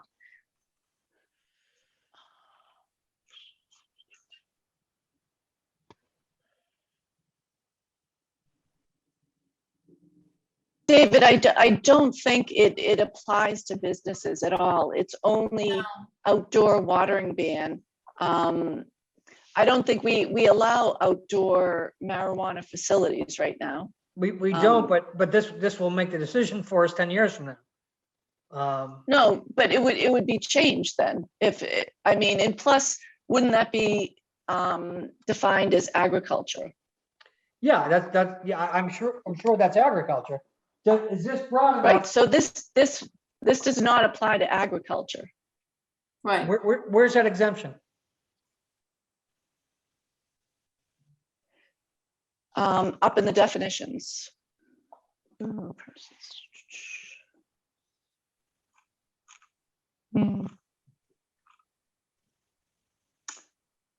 I don't know where it is. Mr. Chairman, I'd like to make a motion that we do not support this article at the town meeting. Well, I would say, you know, support only if agricultural animal husbandry uses are exempted.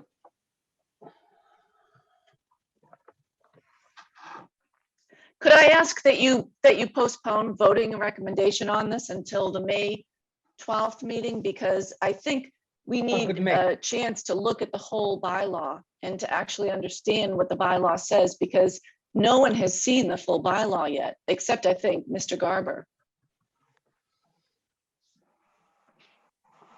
I do think it is important that the town make an attempt to get this adopted at town meeting.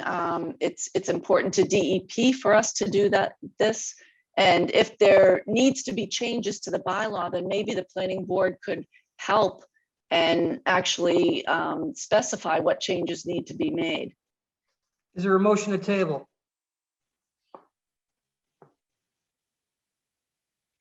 Yes, Mr. Chairman, I make a motion to table this. For the record, that was Mr. Carroll. Is there a second?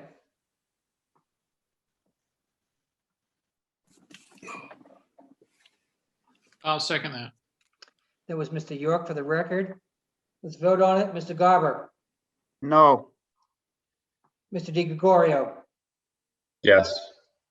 Mr. York, Aye. Mr. Carroll, Aye. and I vote aye.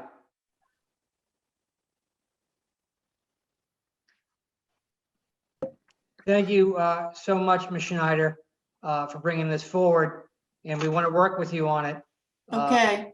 It's you know, you're an amazing person for bringing this forward. Thank God somebody cares. It just needs some fine tuning. It's you know, I certainly am very sympathetic with your aims, and as I know a lot of the board members are. We just think it needs some fine tuning, and perhaps at the town meeting we will have common cause. Okay, thank you. Thank you so much.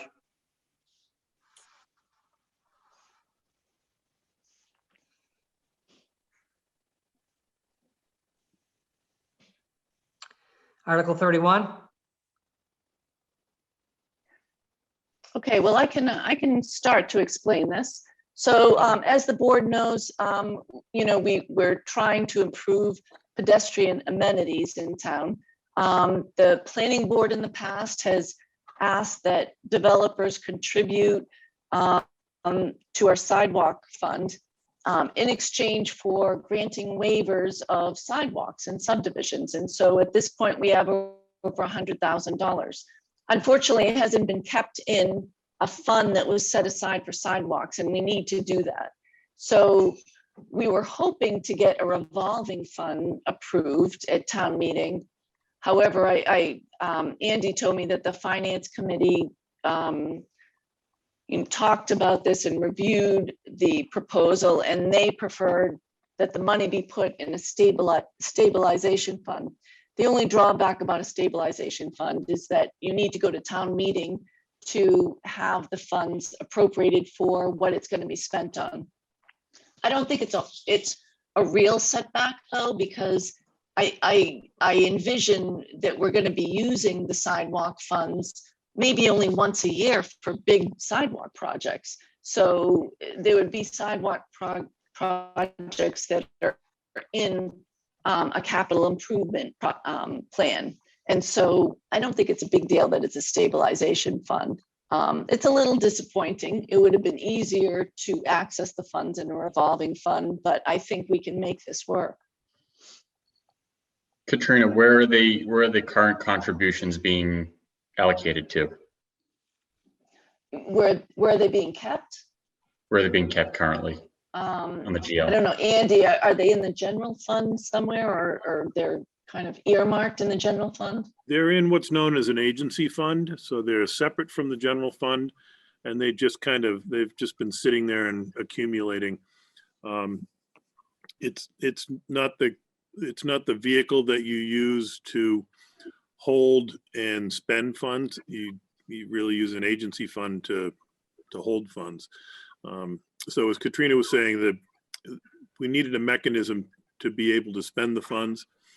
We looked at a couple of other things. We looked at a gift account. We looked at the revolving fund, and through a combination of conversations with the Finance Committee, the Board of Selectmen, and the Department of Revenue, who really is the guarantor of or the arbiter of finance laws in Massachusetts, we were encouraged to do a stabilization fund. It's a little, as Katrina says, it requires a 2/3 vote at town meeting, so it's a bit more, you got to plan your projects, but you're probably going to be planning this anyways, and it's probably going to be a DPW capital project, and this would just be used as the funding source coming out of the stabilization. So if this doesn't pass, what is the alternative? Because I'm not at all supportive of, there's got to be some leeway for the planning board to, because we're the ones that have put this kind of out there for the developers to kind of pony up the money, and we shouldn't have to go to town to get a 2/3 majority to spend the money that we fought tooth and nail to try to get from these developers. It just seems like it's overly bureaucratic. So what if this doesn't pass? What is the alternative? So I think if this doesn't pass, the funds that are in the agency fund will be, what the term we use is, closed out to the general fund. They will become part of free cash at the end of the fiscal year after June 30th.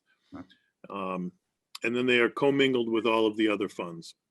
So the benefit of doing a stabilization fund is we can pull those out, and they can be separated out and segregated from the general fund.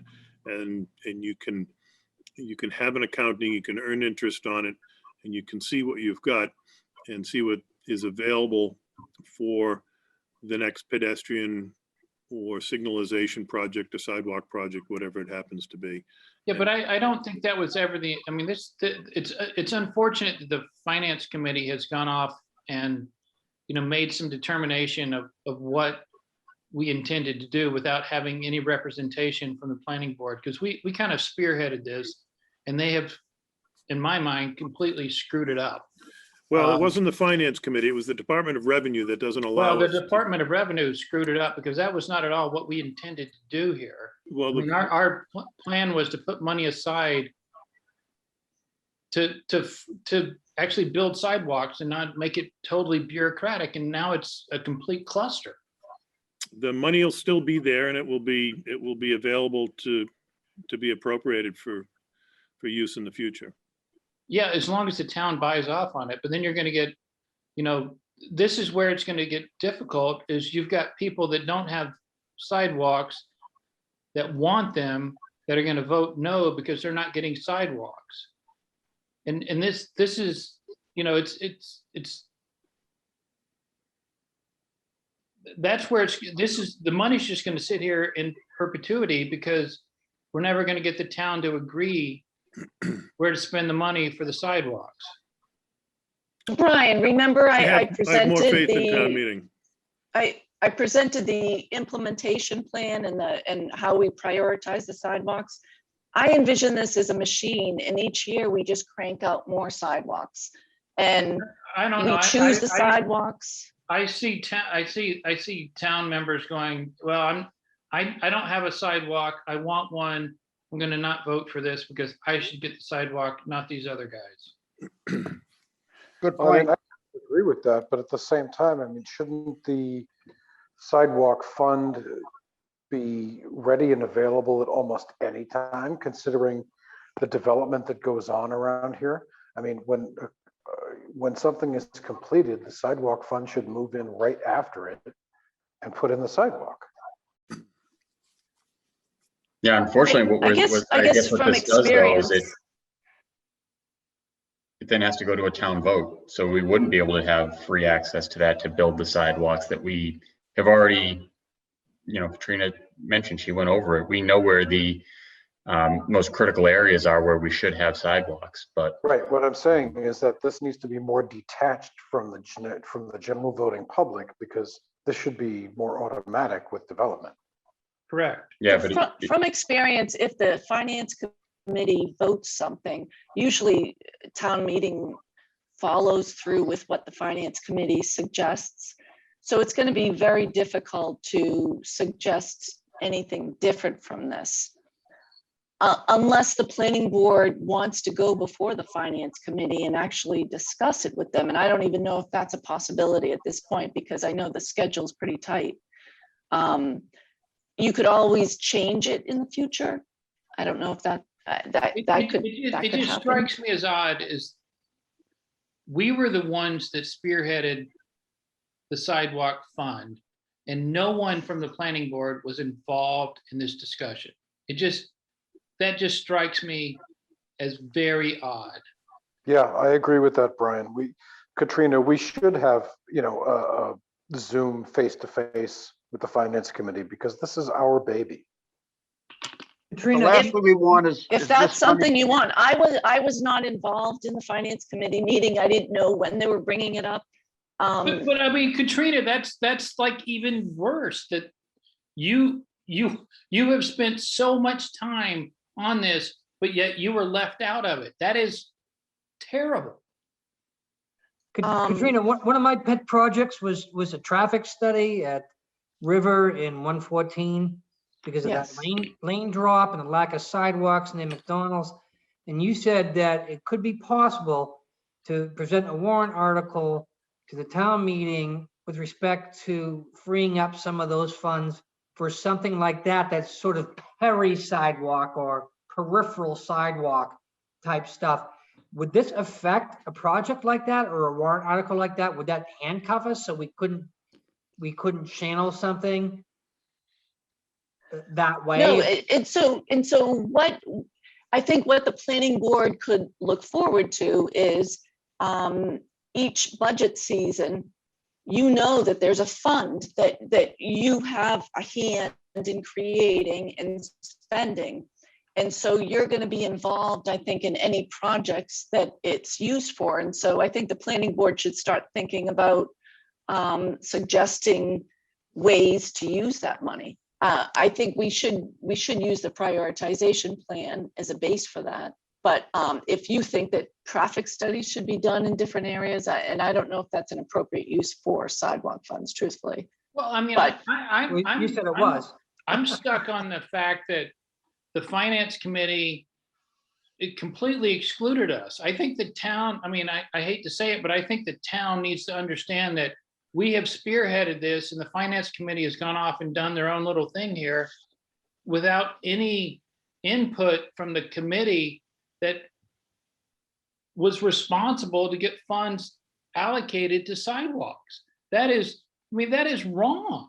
That is terrible collaboration in the town. It's awful. So Andy, what would happen if we wanted to start building a sidewalk next month? What would the process be right now? You'd have to go to town meeting and ask for an appropriate, well, if the stabilization fund gets approved. No, you'd the then way it have is to go- now, the way it is now, I'm asking. I don't think we can spend out of the agency fund that it's being held in. Okay. I think Mr. Benevento has a question. He's raising his hand. Is it okay to speak? Mr. Chairman, can Mr. Benevento speak? Please, go ahead. So hi, Rich Benevento. Thank you for allowing me to speak. A couple of things. One, I'm alternate member of the ZBA.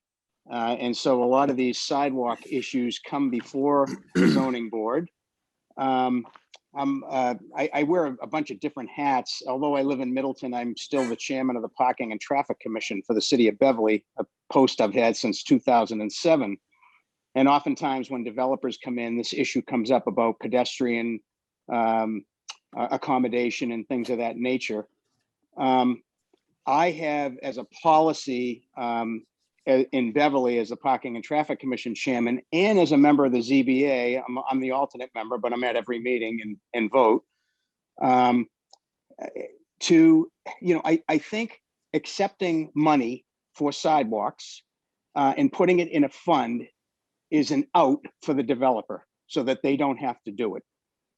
Now, granted, maybe there are some projects that are not conducive to a sidewalk, but I've been on the ZBA long enough that I think sometimes the representation is, we don't want to do it. So here, take some money, but we're not building a sidewalk for you. One of the things to consider first and foremost is that even if the town has a fund, we're going to pay a lot more because we have to go to public bid to build sidewalks, as opposed to a developer, while they're building their project, can build that sidewalk for a lot less. Secondly, the town of Middleton has adopted and accepted money from the state, a complete streets policy. That complete streets policy is to accommodate all users in large measure, pedestrian accommodation, bicycle accommodation, and those sorts of things. So in every project, we should be considering having sidewalks built as part of those projects. I know which, Mr. Chairman, I know the project you were talking about at the corner of River and Route 114. I know the 99 folks, maybe they weren't, but their representation was fighting tooth and nail not to put a sidewalk in. We know that at the daycare, Mr. McKinley was happy to put a sidewalk in. Now there's a project, there's an open lot where they were doing some excavation in between the 99 and where the daycare is. And, my question would be, when that comes before whoever it's going to come before, are we going to tell them, you gotta close that gap. You gotta connect the sidewalk that's going in at the 99 to the daycare facility so that we can continue to put these in. But I think anything that comes before the ZBA, as far as I'm concerned, I will not accept money. Build the sidewalk. You need to build the sidewalk. And I think the town has segmented pedestrian accommodation all over town simply because we often get developers coming in or the developer's representation coming in and just flatly saying, nope, we're not going to do that. And that just happened with the Lima Way project as well. I think everybody was. You're in a butter Lima Way, right? I was, yeah. Well, I am, yeah. Yeah.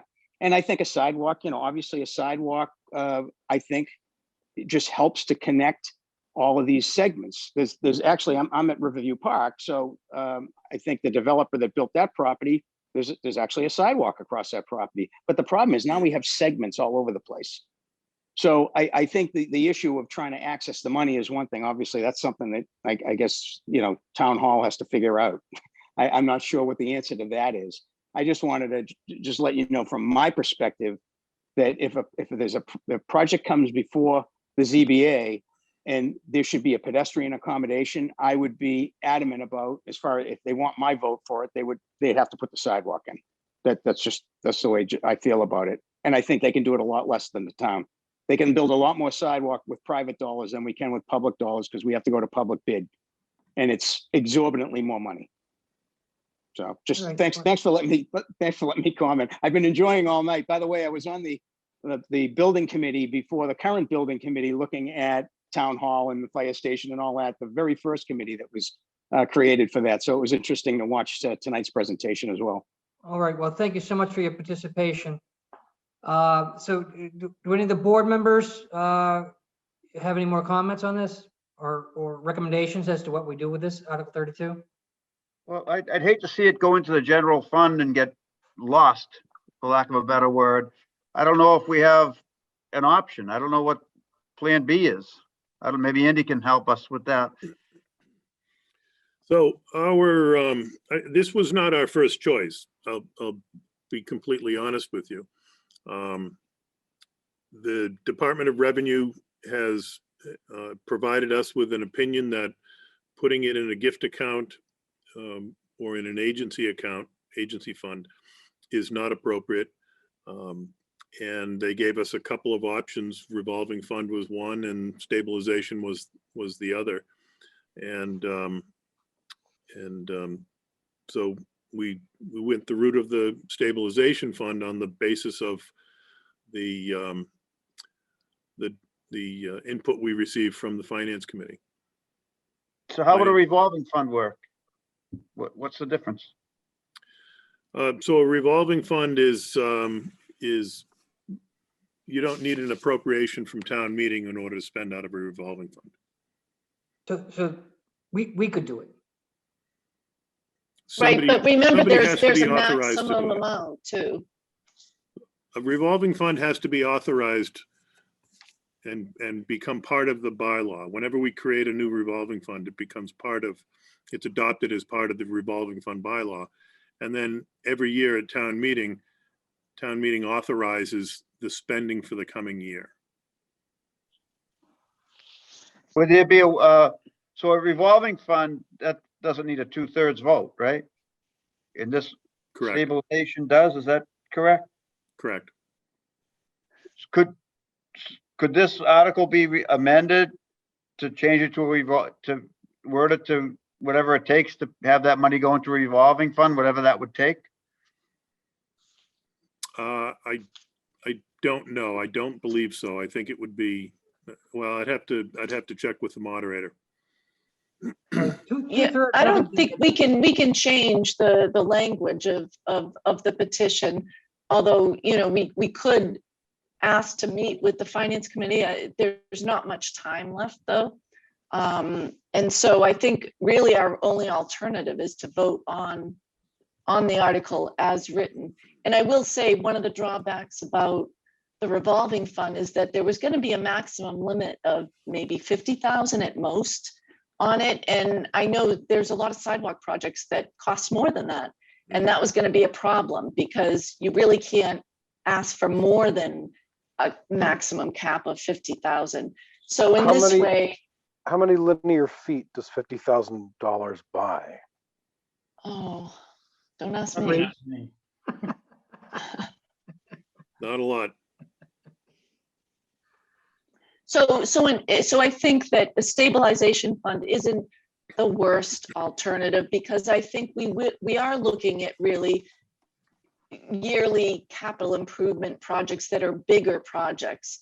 We're going to be doing maybe even engineering projects for design of sidewalks in certain areas, and it'll just be one big project per year. And so hopefully town meeting will just get used to seeing that. And the thing is, if you don't vote for it at town meeting, it isn't like it goes back into the general fund. It has to be spent on sidewalks eventually. Yeah, It and really is a safe place to store the funding. it probably is, but it's absolutely terrible that no one from the planning board, I mean, I don't know who I need to give this feedback to, but it's absolutely just, it's terrible that the planning board, which spearheaded this, was not even represented in the decision-making and was not able to put their position forward. It's awful. I mean, that's just bad town governance, that the finance committee made decisions on behalf of the planning board without any representation there. It is awful. Well, I definitely think that Andy can bring that message back to them, Brian.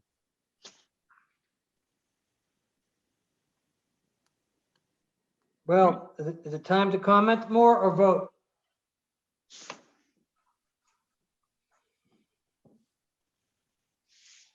Time to vote for the lesser of two evils.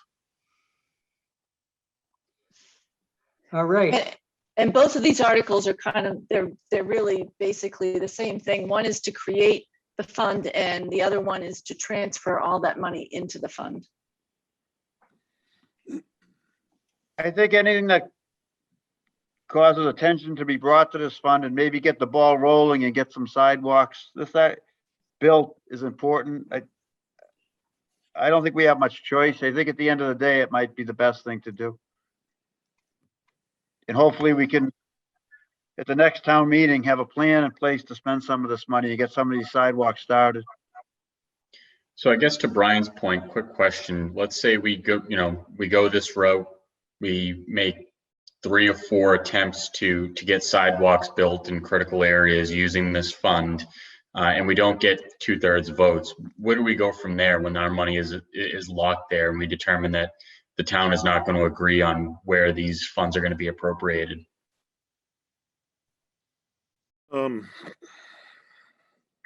have a hard time envisioning that scenario, but I think if that happened, then it would be a reasonable thing to do to talk to the finance committee and say, we followed the format that you laid out, that you dictated, and it's not working. And we would ask again to establish this as a revolving fund rather than as a stabilization fund. Okay. Katrina, do you know approximately how much is in the fund right now? It's around 138,000. We do have more due to us very soon, though. We're getting money from Rowell Lane and I think Beachbrook.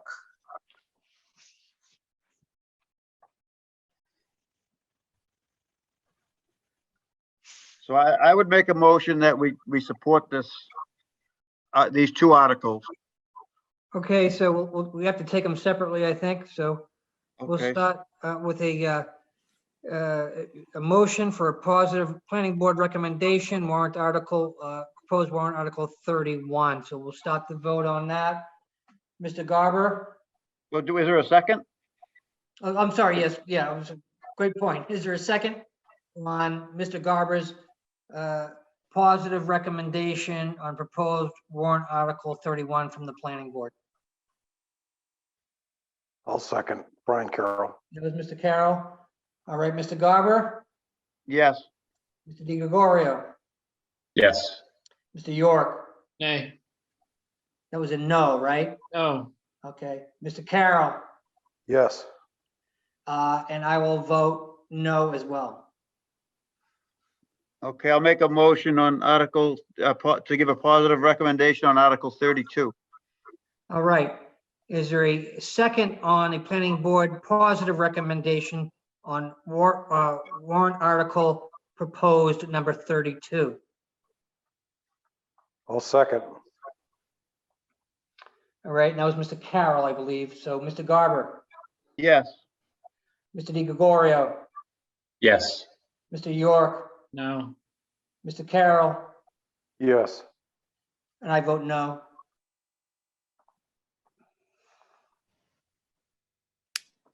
That's it.